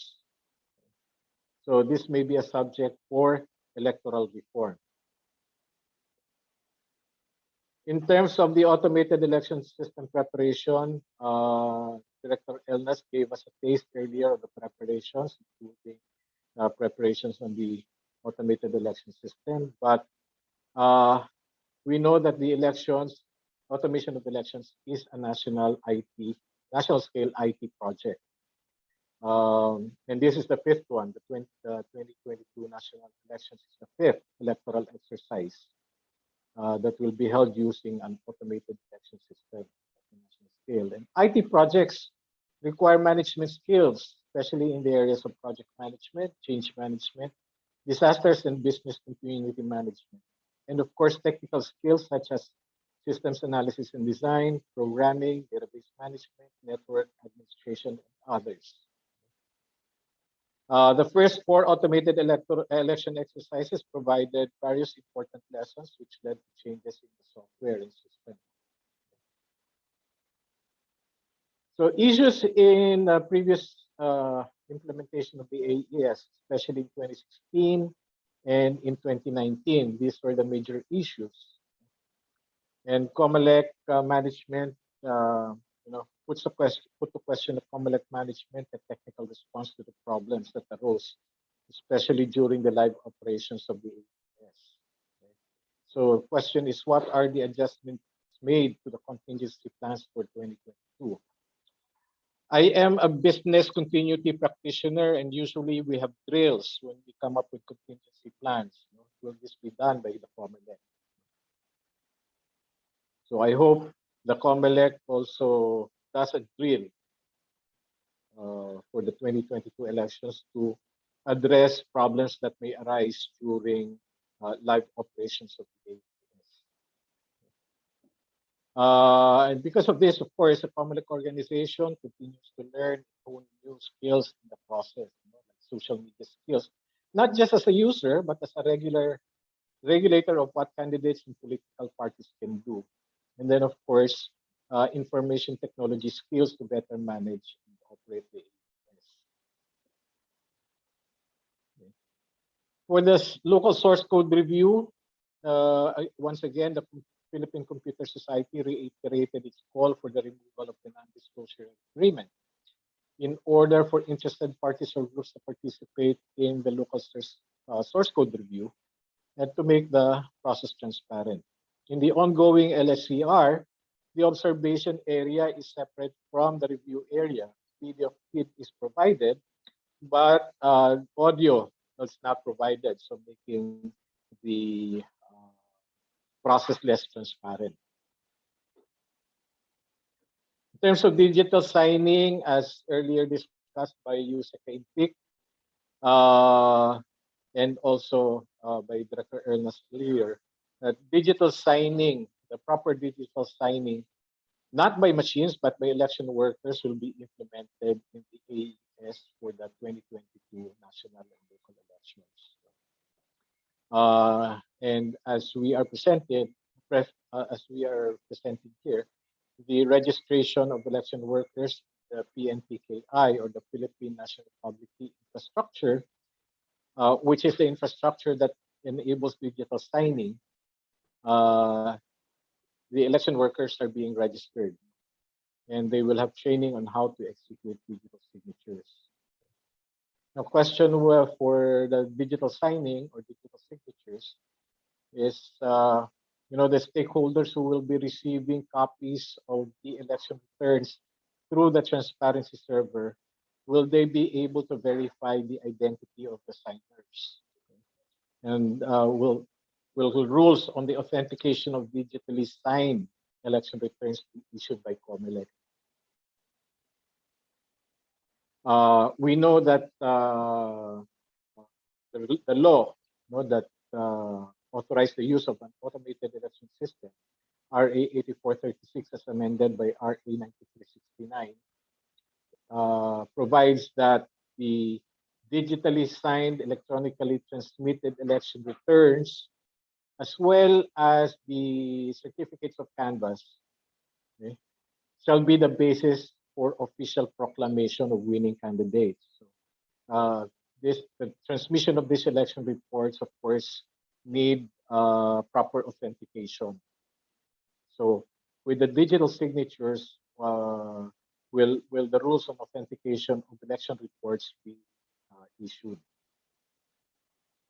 As to election workers, maybe I can skip this because Yusek Bragado had gone through this.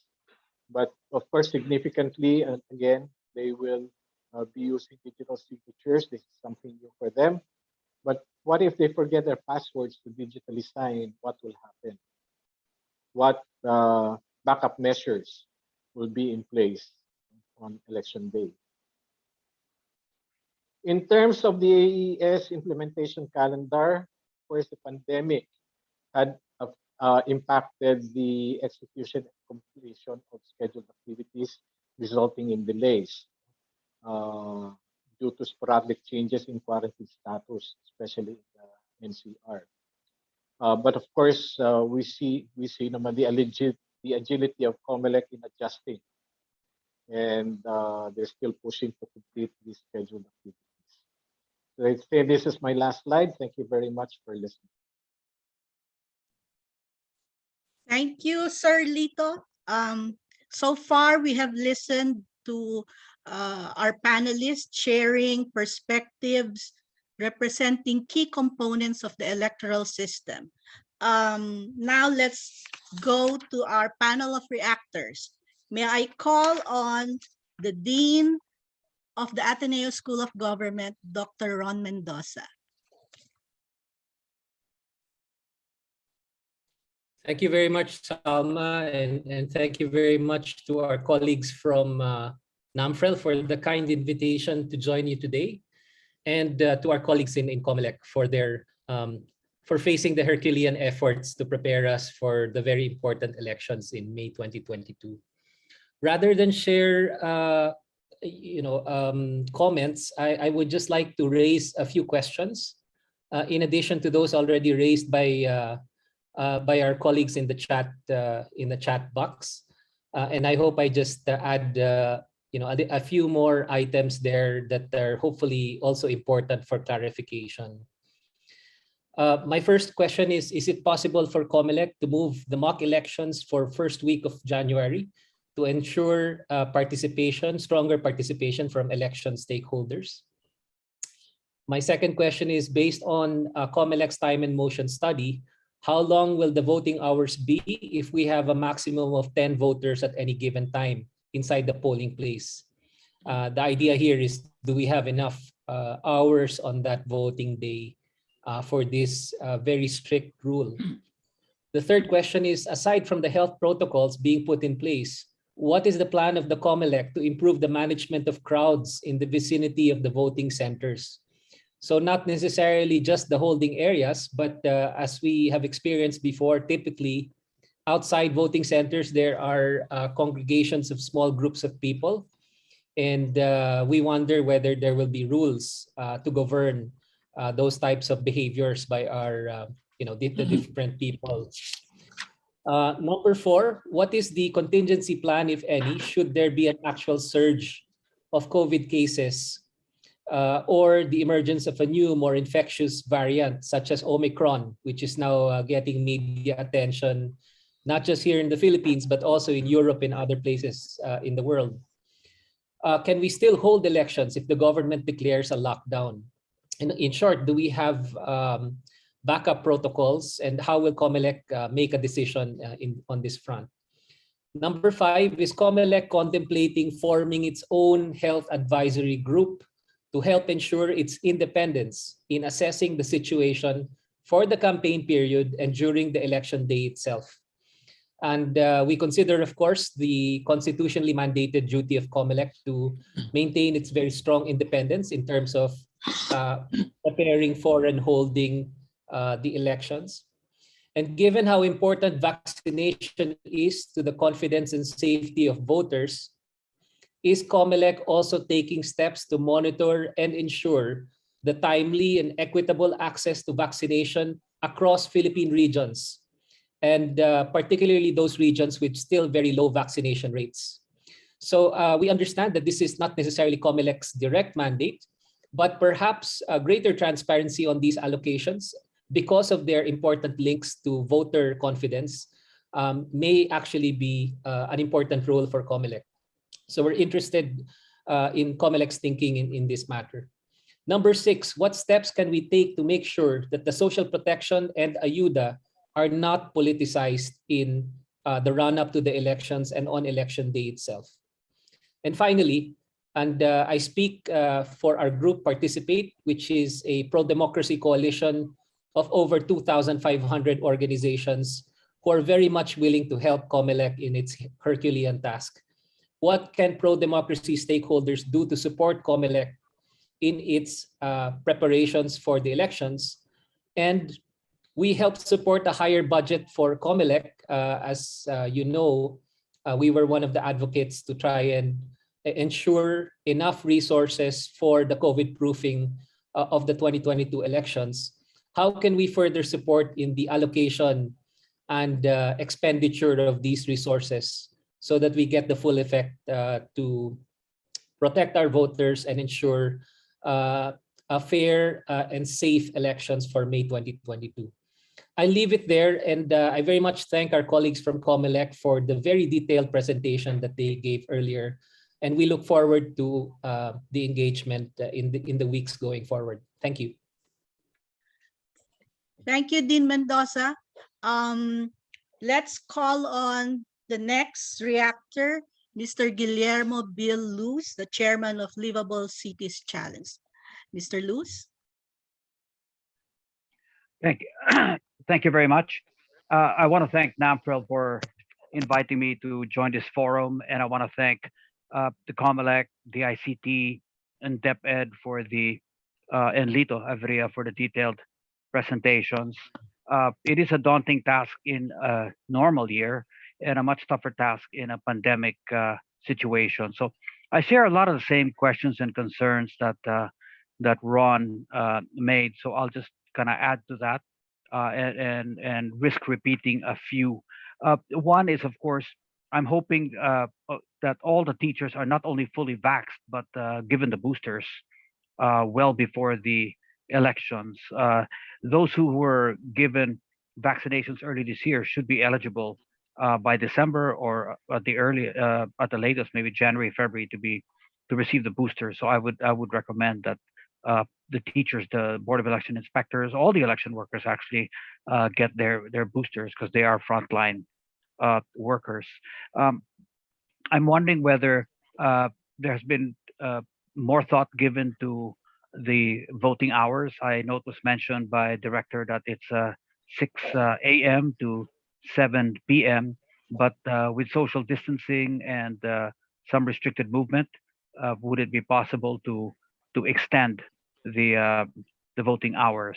I don't know if it's possible to even change voting days because I think those are set in the Constitution, if I'm not mistaken, or by law. So that might be a little more difficult, but certainly hours.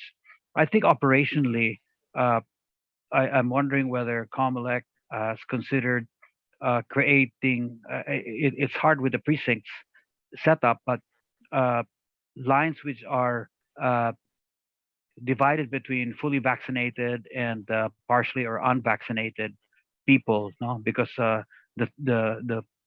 throughput might be faster if we're dealing with a fully vaccinated line, and more protocols might have to be put in place for an unvaccinated line. But but I know that's going to be a problem because we all line up by precinct, not by vaccination status. And Lito already showed the budgetary implications on getting more machines. So I don't think that's really practical at this stage to get more machines. Speaking of the machines, I think I noticed that the numbers of the registered voters is kind of a bit different depending on the date of the presentation. At what point will we know when it's locked in that we have a final number on the RVs? And I was looking at the RVs. It sounds impressive that we've had a big increase, but actually there were so many delisted anyway that the net increase is not really that big, especially when we compare it to the population. So my last two comments are really my major concerns. One is that in the 2019, or maybe three concerns. In the 2019 elections, we had about a 5 to 7 hour glitch, which I think nobody really understood what happened. And we're not even sure why it's called a glitch, because it seems that we just had radio silence for all these hours when no reports were coming out. But by the time the reports came out, there was a big jump in the results. And so obviously, there must have been some data processing ongoing, but no public reporting. No one has really received a good explanation of what happened. And so I'm wondering what is being done to prevent such a glitch from happening again, because I really think the silence really does not inspire confidence, I think, among voters.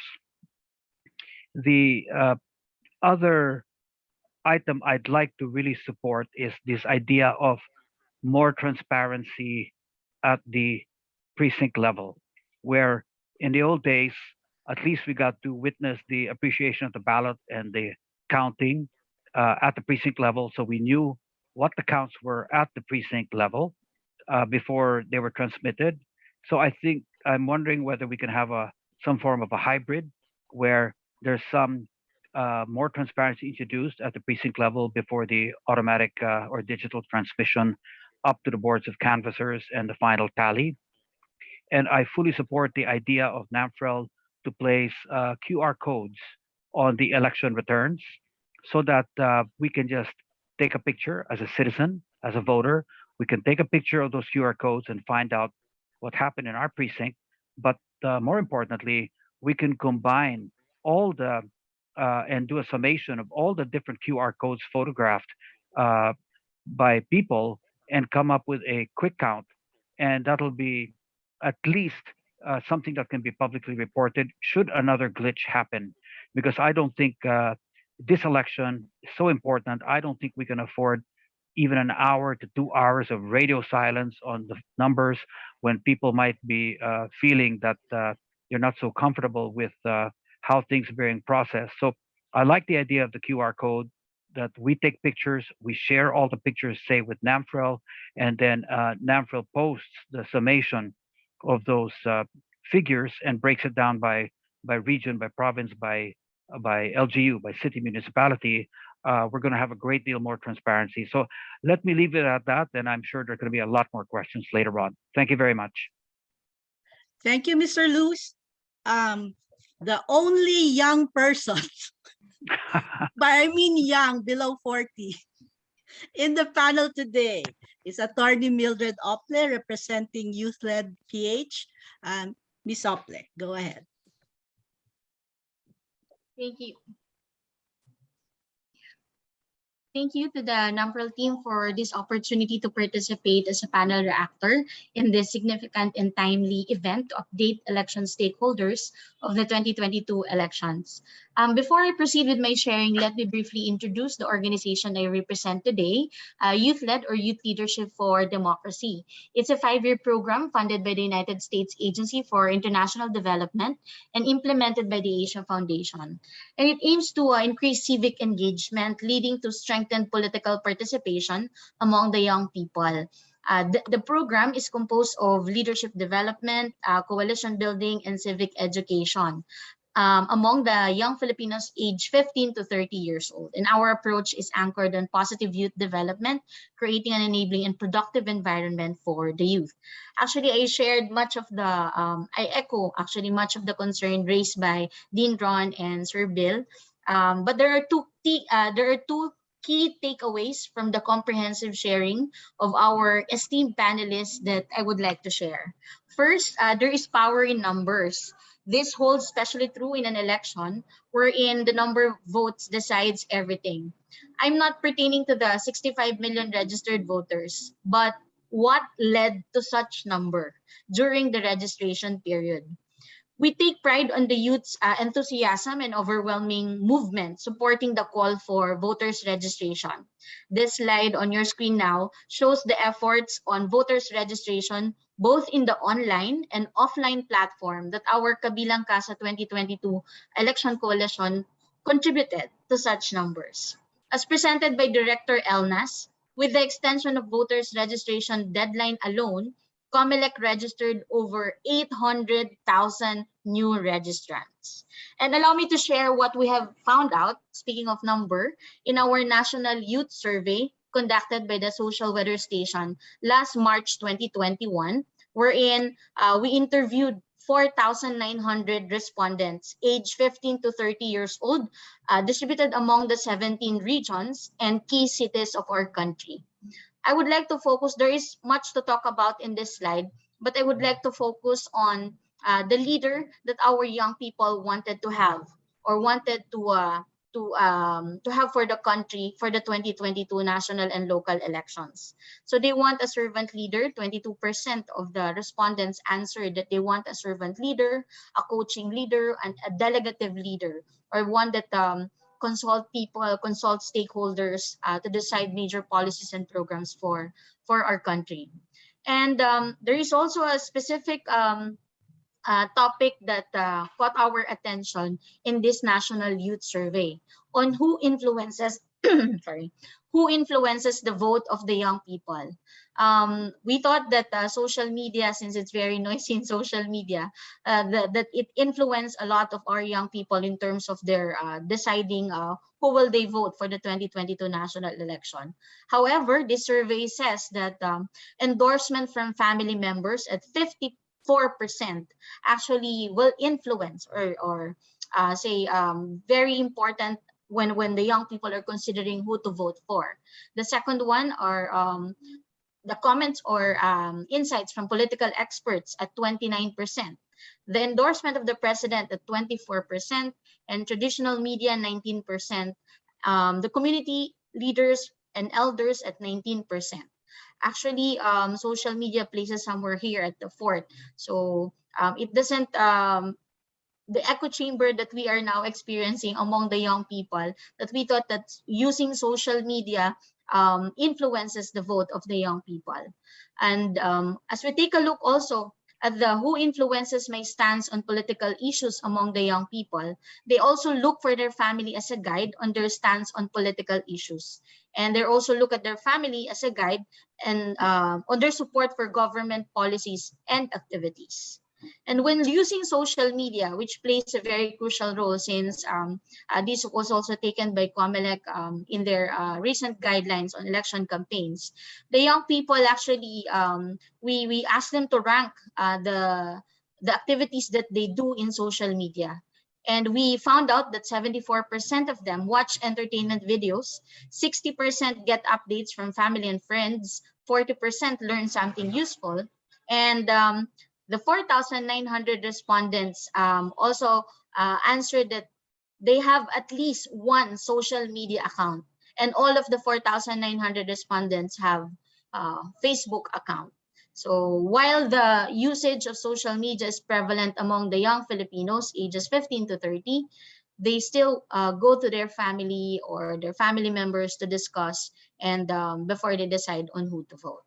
So the one key takeaway also from this survey is that in collectively the young people may not be addressing some political issues or concerns. However, when they are given or provided an opportunity to take action on issue-based activities like poverty, violence against women and children, lack of access to quality health services, and quality education, they most likely to take action on issue-based activities. So this might be helpful and useful to our colleagues here working in the voters education programs right after we finish the voters registration period with Comelec.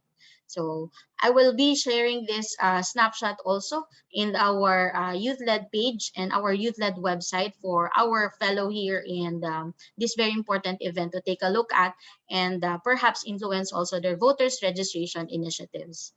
The second key takeaway that I would like to share on the perspective of the young people here in the 2022 national and local election is there is so much that we can do to help Comelec ensure that we will have a safe, secure, accurate, and fair elections. And the young people are willing to take the challenge as previously shared during the voters registration period.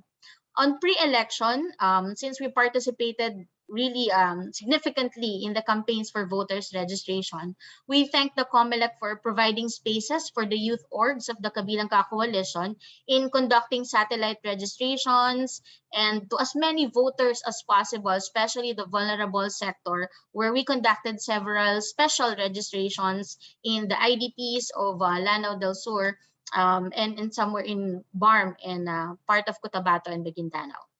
However, there is still a lot of spaces for youth participation that Comelec can provide for the youth to participate, especially during the mock elections. We share the concern of Dean Ron and Sir Bill if the intended number of maximum number of voters of 10 at a time will not result to disenfranchise voters during election day.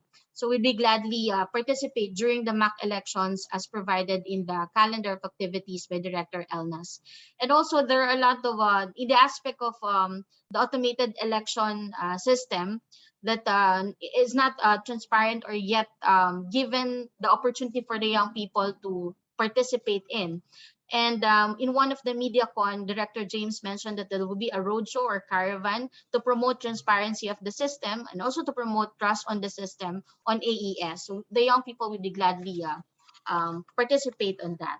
And especially during the election period, wherein the prevalence of fake news. So we would like very much also to know what the Comelec is doing and what will the Comelec do to address and fight fake news and other election propaganda present in the digital world. We would also like to hear on Comelec's initiative to provide a platform for fair campaigning, especially on the usage of social media. In one of the MediaCon, Director Jimenez also mentioned that they'll provide a platform wherein the candidates can promote their programs or programs and a platform of governance. And on the accreditation for the conduct of debates, both in the national and local level, we'd also like to hear on Comelec on what their plans are and how the young people can participate in, especially that we have gathered a lot of youth agenda from among the youth assemblies and voters registration sessions that we are conducting nationwide. And of course, the young people are very instrumental in a lot of the election monitoring activities conducted by both NAMFREL and PPCRV during the past elections. I myself is a volunteer of NAMFREL for quite some time, since the 2010 national and local election. And post-election, we would like to continue, of course, our engagement with Comelec, particularly in lobbying for repeal or amendment of election laws, especially the harmonization of the Voters Registration Act with the automated election law. So we hope and we would be very much glad to take a more active role, even if it's not election period with Comelec. And while the results of the approaching elections might not have an immediate effect, they will in the 6 years or 3 years for the case of local election. So more and more younger people are convinced to cast a vote, and whether by organizational campaign or familial persuasion or social media, we will actively participate in ensuring an equitable and uncorrupted political process to aid local communities in building a better nation. So one voters empowerment movement at a time. Again, thank you, NAMFREL, for this opportunity to be one of your panel reactors in today's forum. Thank you, Attorney Mildred.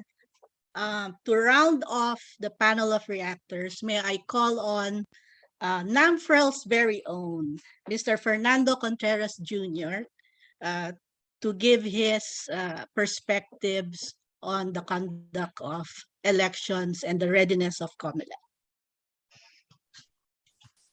Mr. Contreras. Thank you very much, Attorney Salma. My portion is really on the technology side. I'd like to reiterate again the 5 standards that we've been proposing to Comelec as part of NAMFREL's support to enhance the credibility and the quality of election. We've heard from several groups about their past concerns. Like 2 elections ago, we had the hash code issue or the ENYA issue, and the last election was the 7-hour glitch, as they called it. At NAMFREL, as early as the first half of this year, we submitted the 5 proposals, which we presented to the press also, to help alleviate this issue and provide concrete solutions to potentially solve those problems. Let me share those 5 standards that we're proposing again. Hold on. So I won't go into this into full detail. We've been presenting this as early as June. In fact, we've submitted this proposal to Comelec, and we proposed this also through the Comelec Advisory Committee. First is we propose the use of open source license. Although this might be too late because the source code review has started, This will help us have better quality of source code review. The next concern is to do a ballot format standard. Two points in the ballot formatting that we're proposing. One is a continuous numbering of candidates regardless of position. This can help us solve issues. For example, one of the technical challenge that we're trying to address is the non-votes on the vice presidential position. So from around 2 million, it increased to around 3 million from the 2010 and the 2016 election. Come 2022, how many no votes for the vice presidency would happen if we will still use the same ballot formatting? So our recommendation is just to do continuous ballot numbering for all candidates. So 1 to 7, for example, for the president, then 8 to whatever for the vice president, and so on and so forth.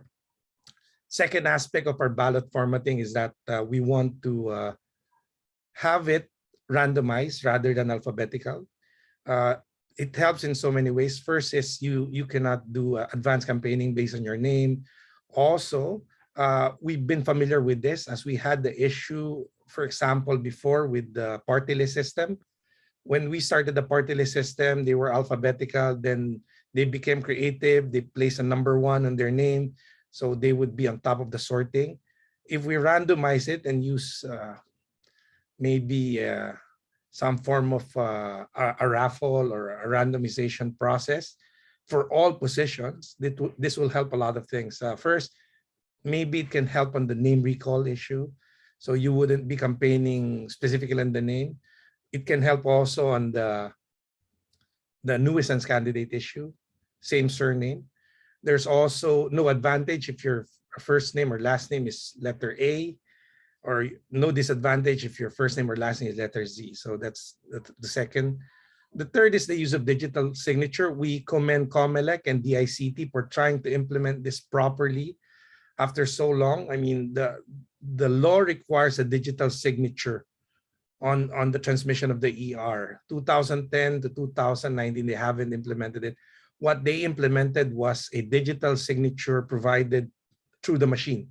Right now, they're being done correctly, and hopefully this becomes the standard and norm. This will help us verify the packets of data coming from the VCM to wherever it is sent. So we commend Comelec and the ICT for implementing this, and also DepEd, because they're the one who will initially do the signature. That's part of our standards proposal. The fourth one, which we highly recommend really, is to have a QR code on both VVPAT and ER. Currently, from what we've heard from the reports of Comelec, the QR code would be implemented on the VVPAT, but not yet on the ER. I think there's still time to implement this on the ER, and it doesn't take much effort to do this, because from what we've gathered, they have an ER already on the, they have a QR code already on the ER, but the content is just a hash code. I mean, pushing it a little further by putting the results there will protect the data integrity at the present level, and also will empower a lot of these viewers or watchers of the election to have a snapshot of the result at the present level or at the source level. So that's our recommendation. We still are appealing to Comelec to consider this. I think we still have time to do it, and this will improve the participation of the people to the election process at the present level. Lastly, as a technology recommendation, we've been used, especially for the press people, we've been used to getting a process result from the transparency server. On the technical side, it's called the CSV, or comma separated value.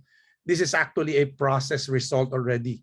So it came from the VCM or the PCOS before, gets processed somewhere in the middle, and gets distributed as a CSV in the transparency server. We recommend that we don't process it. Let the media, let the poll watchers like NAMFREL do it, and give us the source data from the VCM. partnering with the digital signature, this makes it a lot stronger in terms of security and integrity of data. So that's the reaction from the technical point of view. Thank you. Thank you, JR.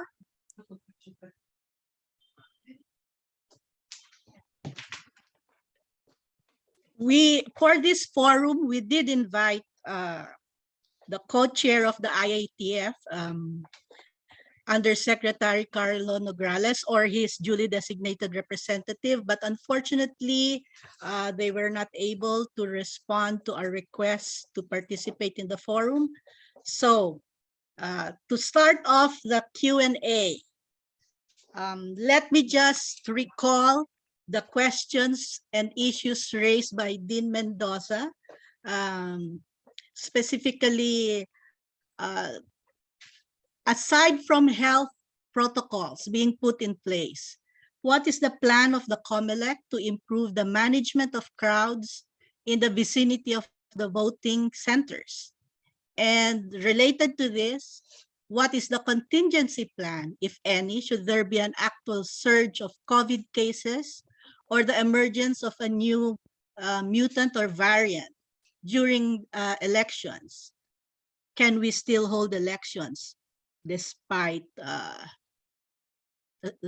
resurgence or the appearance of a new mutation?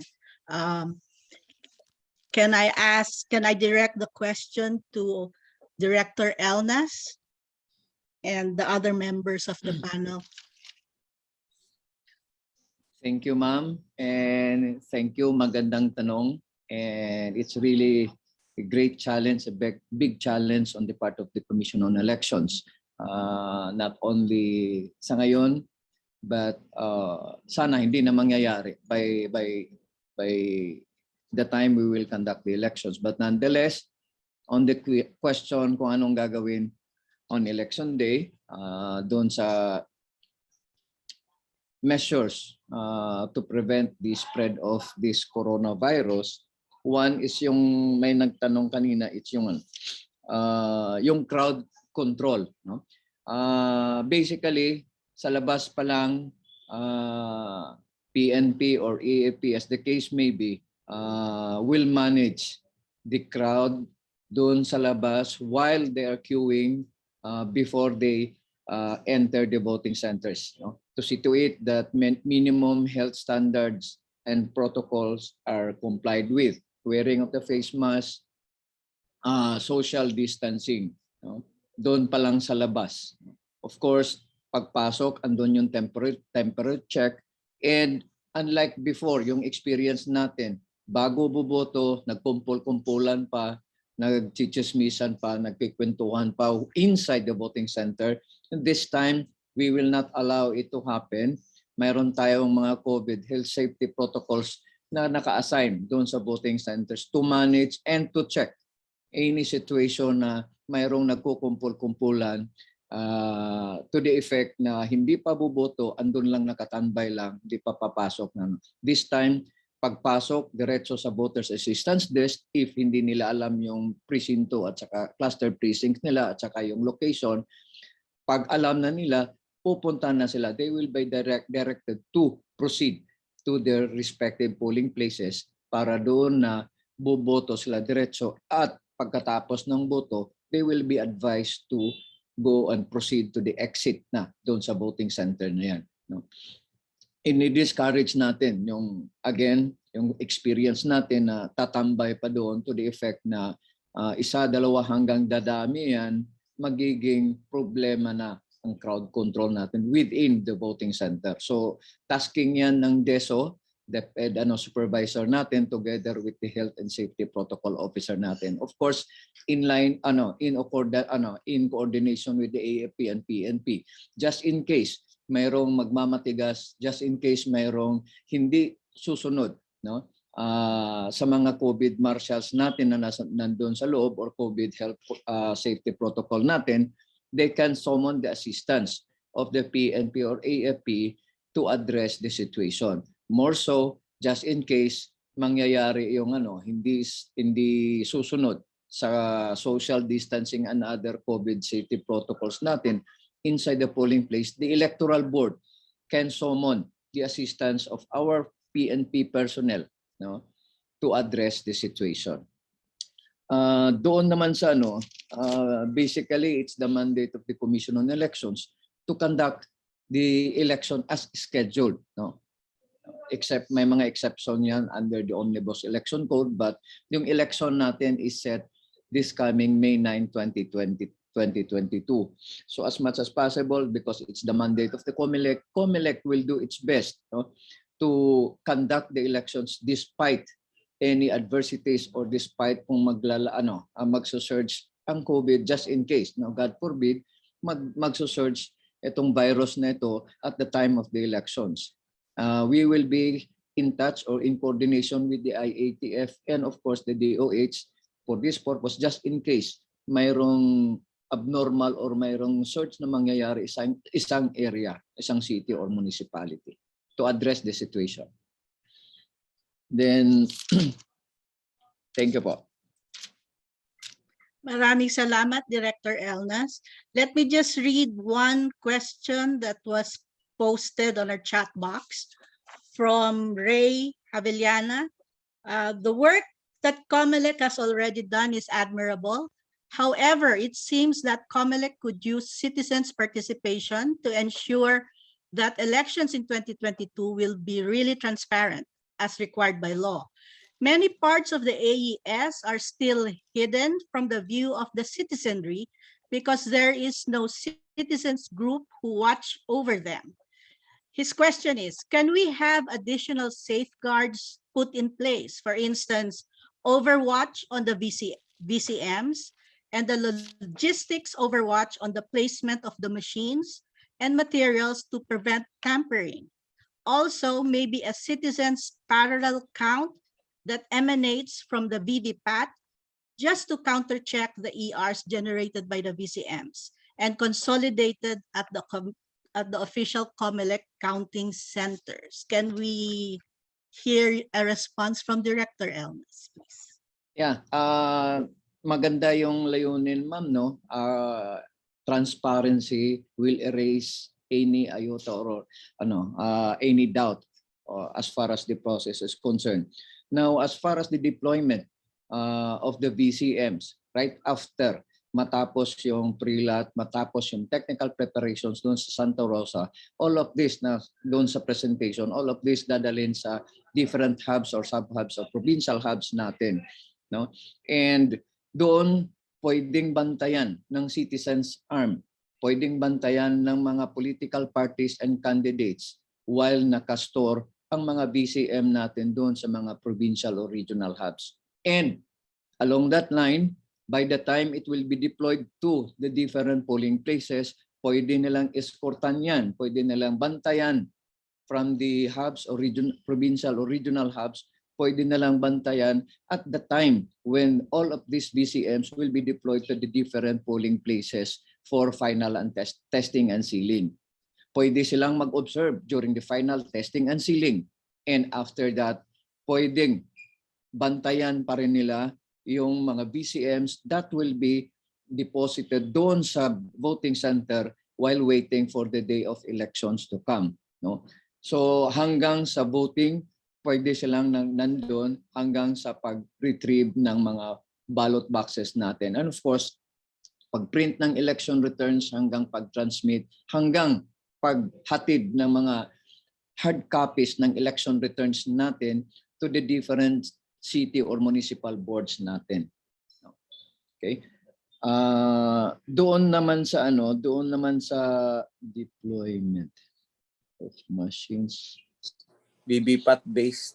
Yung sa BBPAT naman, this time yung BBPAT natin, yung data na ipiprint natin at this sa BBPAT, by the time the results from the different precincts will be transmitted to the transparency server. It's not only the result or the election returns that will be transmitted to the transparency server, that includes also the BBPAT, no, na nakastore doon sa BCM mismo, kasama siya ngayon na itatransmit sa transparency server, which can be availed of by citizens arm or any interested party for purposes of processing the data and other legitimate purposes na pwedeng gagawin. Isa sa mga innovation natin ngayon yan, yung kasama ang resulta ng BBPath na isa transmit kasama doon sa election returns. Thank you po. Maraming salamat, Director Elnas. From the audience, can I call on Miss Marnie Tonson from Tagapagtanggol ng Watawat for your question? Ma'am, excuse me, Yes. ma'am. Ano po yun? Doon lang, excuse lang muna, ma'am. May I Sige, interrupt, ma'am? go ahead, Director Elnas. Doon lang sa sa registered voters natin, ma'am, no? Medyo may variance yan, etc. It's because hindi pa final. Yung sinabi ko kanina, practically it's not yet final figure, no? That will be loaded to the EMS natin. As of now, we're still on the process of verification doon sa project of precincts natin at the municipal and city level natin, no? Magdadatingan yan, on the process yan, and the final data will be submitted to the Unbank for approval before December 15, 2021.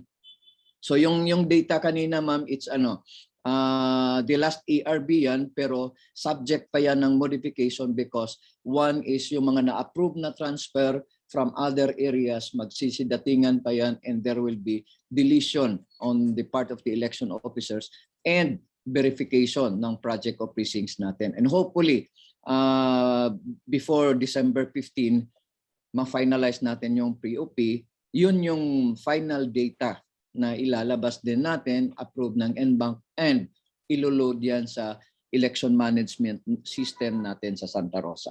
Thank you po. Maraming salamat, Director Elnas. At tagapagtanggol ng Watawat, you can ask your question. Okay, thank you.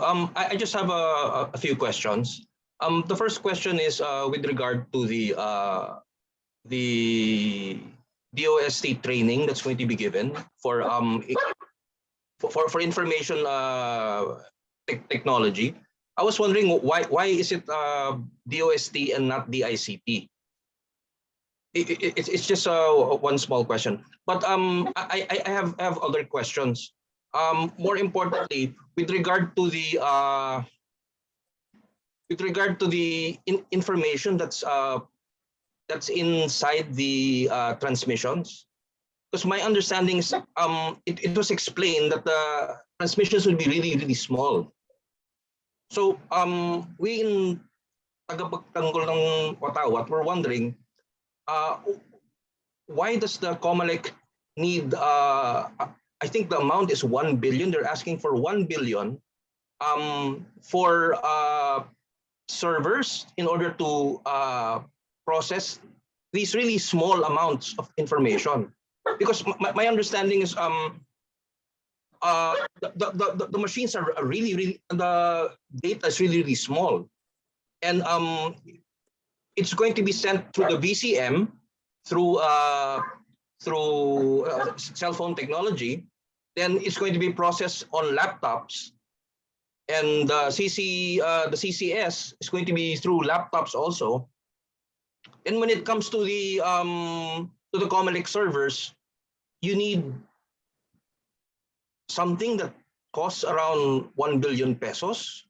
It's kind of jarring to think that we already have small data packets, and you would need some sort of technology, new technology, in order to process data that's sent through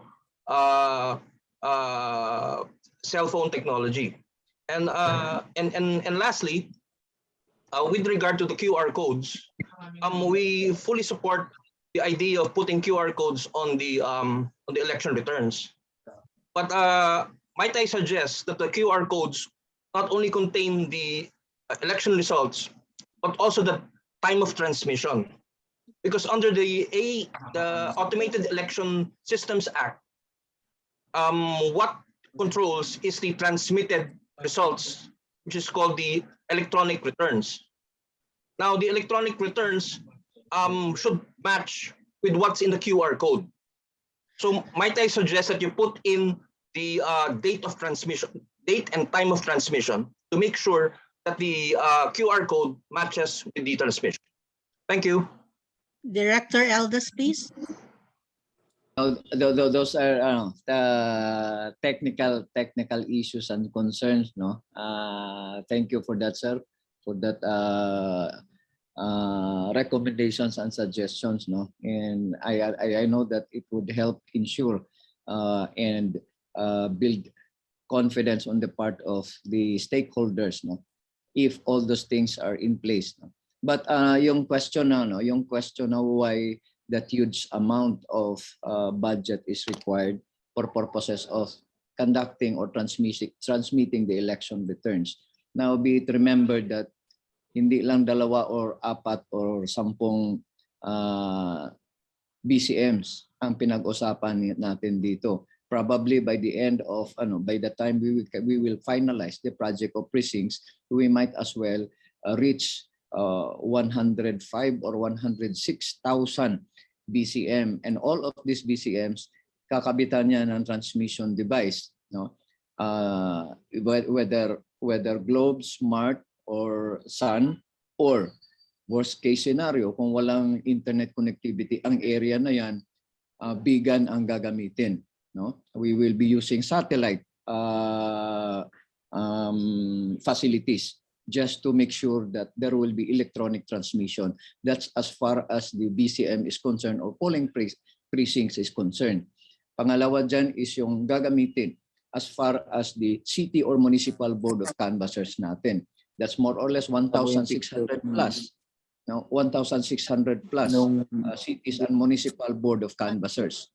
So again, gagamit din ng transmission facilities yan, and that includes either DSL or VSAT, no. VSAT for areas na walang connectivity, no, walang signal. So VSAT again, gagamit din yan ng satellite facilities just to ensure that there will be transmission of results from the city or municipal board of canvassers up to the provincial board of canvassers. Pagdating naman sa provincial board of canvassers, that's 81 PBOC na magpa-process, mag-receive, and mag-transmit from the provincial level up to the national board of canvassers. Again, gagamit din either DSL or VSAT, no.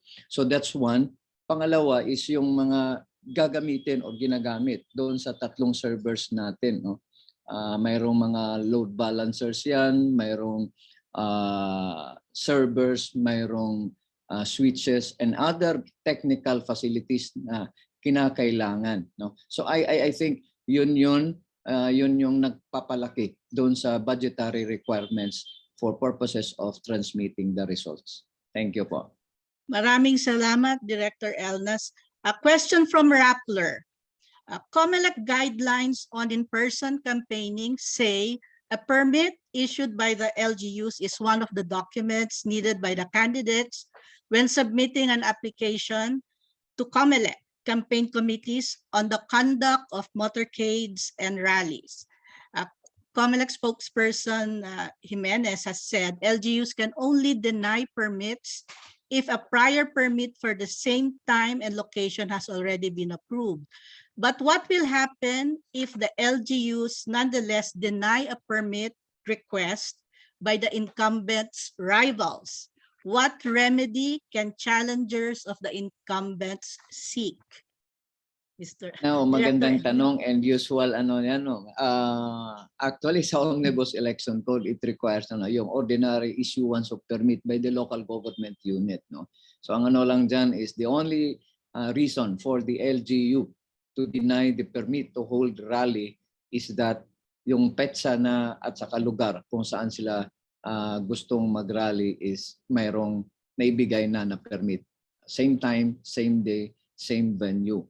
Just in case, whimsical, walang reason, no? Hindi pasok doon sa reason na sinasabi, no? They can elevate the matter to the provincial election supervisor, no? to redress the grievances, no, para ma-address yung situation na yan. Okay?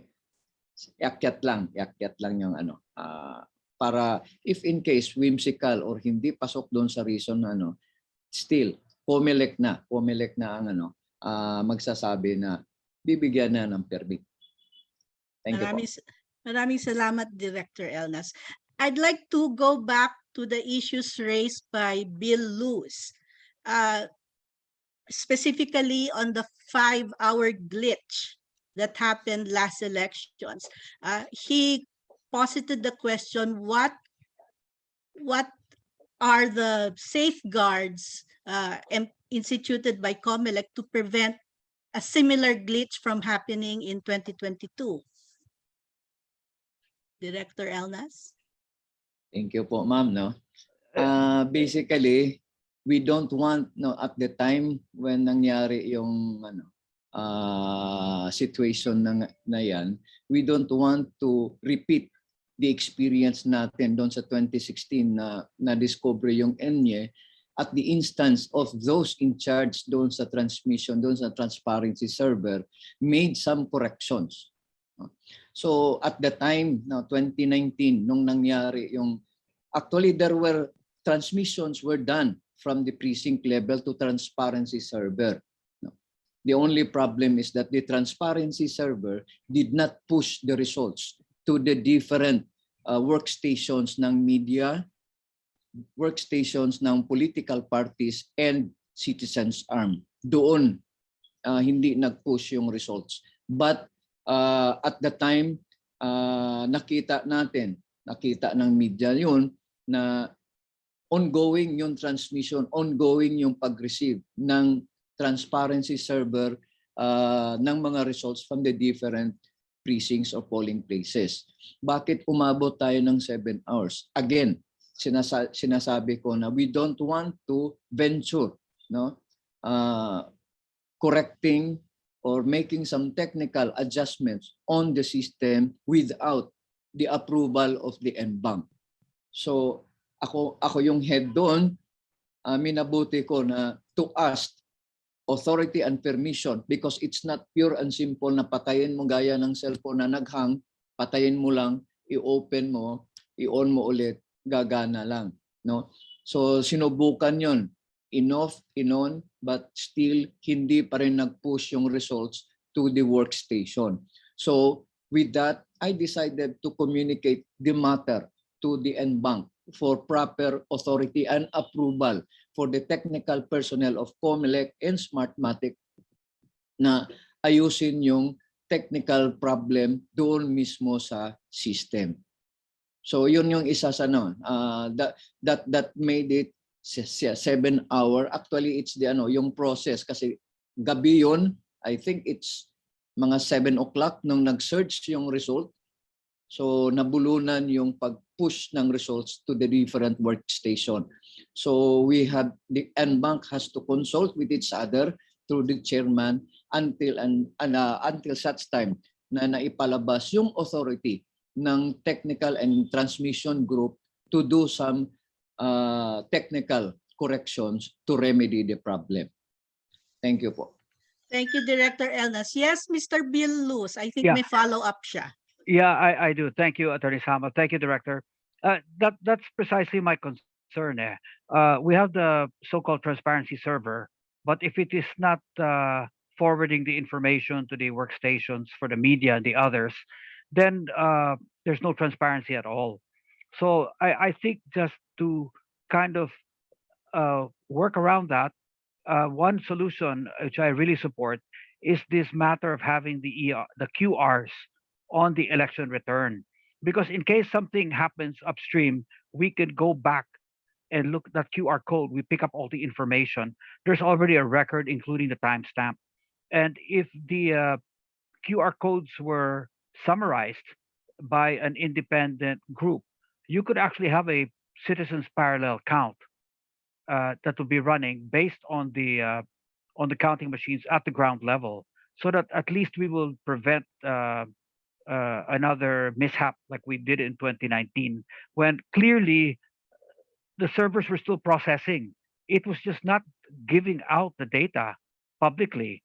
So, you know, when it shut down, it was about 1% of the votes counted. When it turned on, it was like a huge percentage, and the results were done. So, you know, there's really a big question, and that's why for me it even connects to, you know, the audit. What happened to the audit report, and that's also never been made clear. So I think we need to put in all these transparency measures as early as we can in the process. Thank you. Director Thank Elnas. you. Thank you for that, sir. No, actually, right after that incident, PPCRB was allowed through Comelec and bank resolution to look into the logs, no, of the server. No? And for purposes of the 2022 national and local elections, dodoblehin ng Comelec together with the provider yung stress test, no, yung simulation, no, yung volume ng testing natin so that hindi na mauulit yung nangyayari na nabulunan, no, nabulunan yung pag-push ng results from the transparency server to the workstations ng political parties, citizens arm, and the media. Thank you po. Director, just one last point maybe is that maybe as a matter of practice, we should have a separate group that does the audit from the group which does the count. It's a bit difficult if you have the same group that do the count and its own audit. Maybe we should have an external group do the audit. That I think you will have more independence in that way. Thank you. Well taken, sir. Thank you, sir. Maraming salamat, Mr. Bill Luz. A question again for Director Elnas from ABS-CBN, Ina Reformina. Wearing of face shields at the polling places shall be mandatory since there will be a convergence of huge volumes of people in the polling places.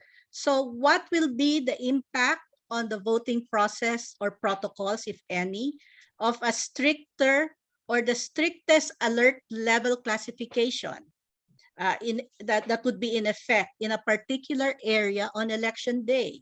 So is there any contingency plan for this? Now, as far as the general instructions for the electoral boards on the conduct of voting and transmission of results, it requires the wearing of face shield and face mask. No? Andun yon in place na.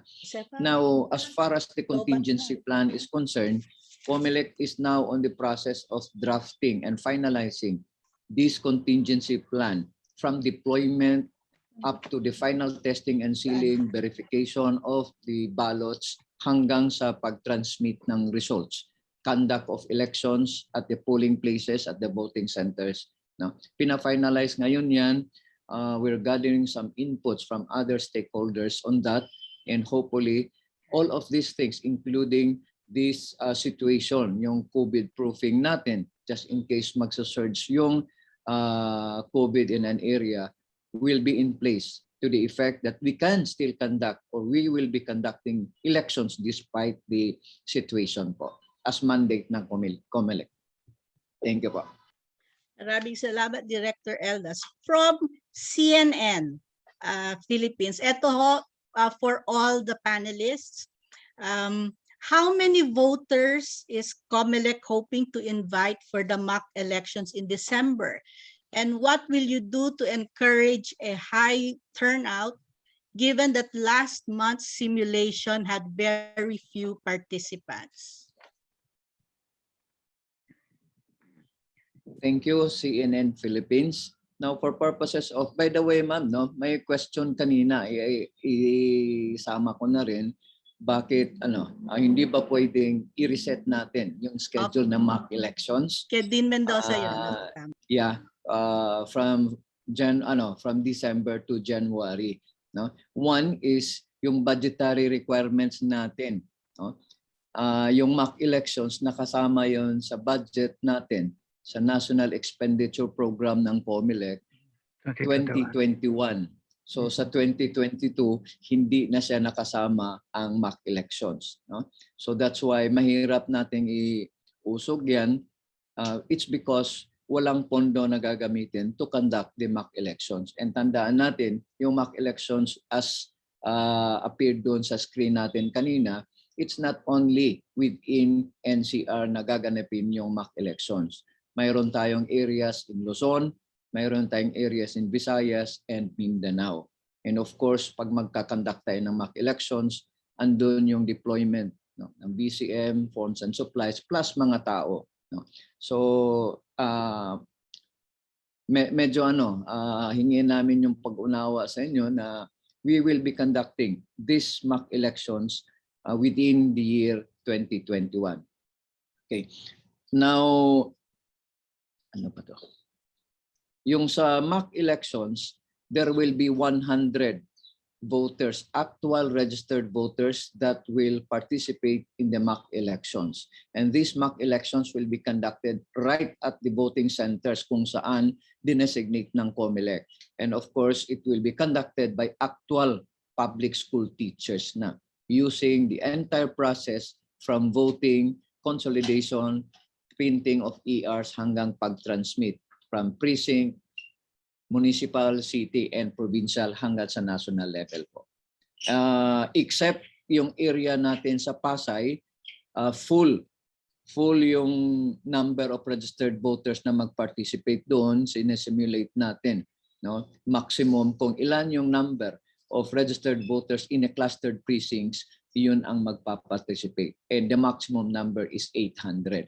Hopefully, inshallah, na we will encourage and intensify our info campaign for this purpose, and of course with the help of the barangay officials and other stakeholders to the effect na ma-maximize natin yung conduct ng mock elections, unlike ng ginagawa natin sa San Juan na hindi natin fully, I have to admit it, hindi natin fully na simulate yung end-to-end na demo natin on the mock simulation because of the number of registered voters na in-expect natin, mababa yung turnout natin. Hopefully for these mock elections, with our info dissemination efforts through the EID namin and sa stakeholders, ma-maximize natin and we can achieve yung target, yung goal natin on this. Thank you po. Maraming salamat, Director Elnas. I-revisit natin yung mga issues ni Reyes ni Dean Mendoza. This one is medyo related sa questions na sinagot ni Director Elnas. Is Comelec contemplating forming its own health advisory group to help ensure its independence in assessing the situation for the campaign period and during the election day itself? Given how important vaccination is to the confidence and safety of voters, is Comelec also taking steps to monitor and ensure the timely and equitable access to vaccination of regions which still have very low vaccination rates? Director Elna. Yes, tama yan ma'am, no? Basically, doon sa rules natin ng general instructions natin for the Electoral Board, we give preference doon sa fully vaccinated public school teachers. Now with that, every elections naman, deputized natin yung tinutulungan kami ng DOH. No? Deputized natin. Isa sa mga deputized agencies ng government natin ang DOH. And hopefully, we can coordinate with them to intensify itong vaccination activities in areas na hindi pa masyadong marami ang nabakunahan, no? Until such time na we will conduct the elections, hopefully mabakunahan na lahat ng areas, no? Whether Metro Manila or outside Metro Manila, so that andun pa rin yung level of confidence natin na yung spread ng coronavirus ay hindi mangyayari, no? So aside from that, yung sa monitoring ng kasama yun sa contingency planning natin to monitor itong what will happen just in case may surge ito, yung kung may mga problema along the way, kasama yon sa contingency planning na ipapalabas ng Comelec. No? Okay. Thank you.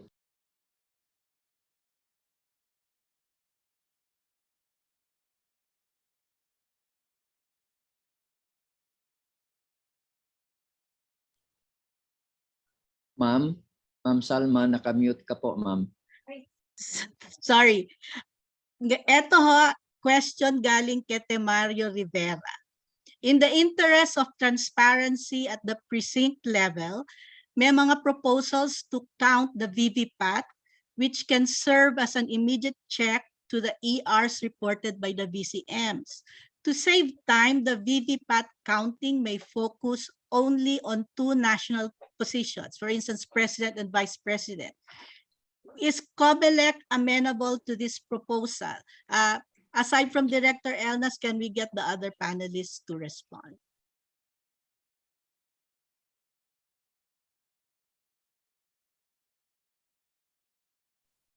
Director Elnas?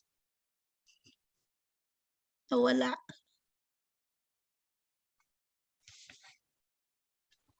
Baka Nawala si- nag-break si Director Elnas. Any Hello. Ayan. Sir. He's back. Sorry po. That's a matter of policy, no? And MANC will decide through the steering committee and project management. Especially, nagawa na natin yung GI natin. But that's and ang problema lang dyan is haba yung proseso natin within the polling place. Yun lang ang natin dyan. Haba, tapos with this COVID situation, we are expecting na lalampas sa 7 p.m. yung voting natin in a particular polling place.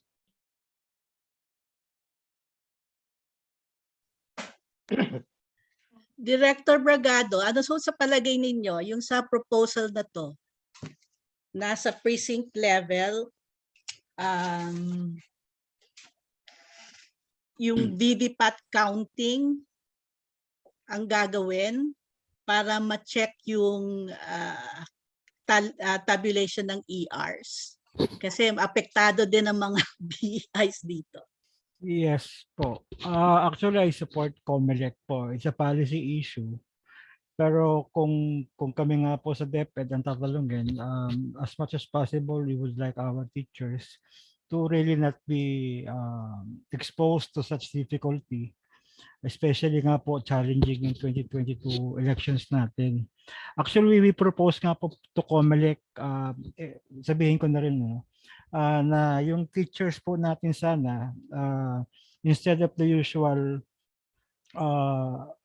isang shift lang, magdalawang shift ng group of teachers, electoral board. This is quite challenging because of the budgetary constraints of Comelec. Pero it will definitely relieve our teachers of the difficulty. Kasi usually, ma'am, hindi naman po gabi lang inaabot ang minsan ang eleksyon. Inaabot pa yan ng hanggang kinabukasan.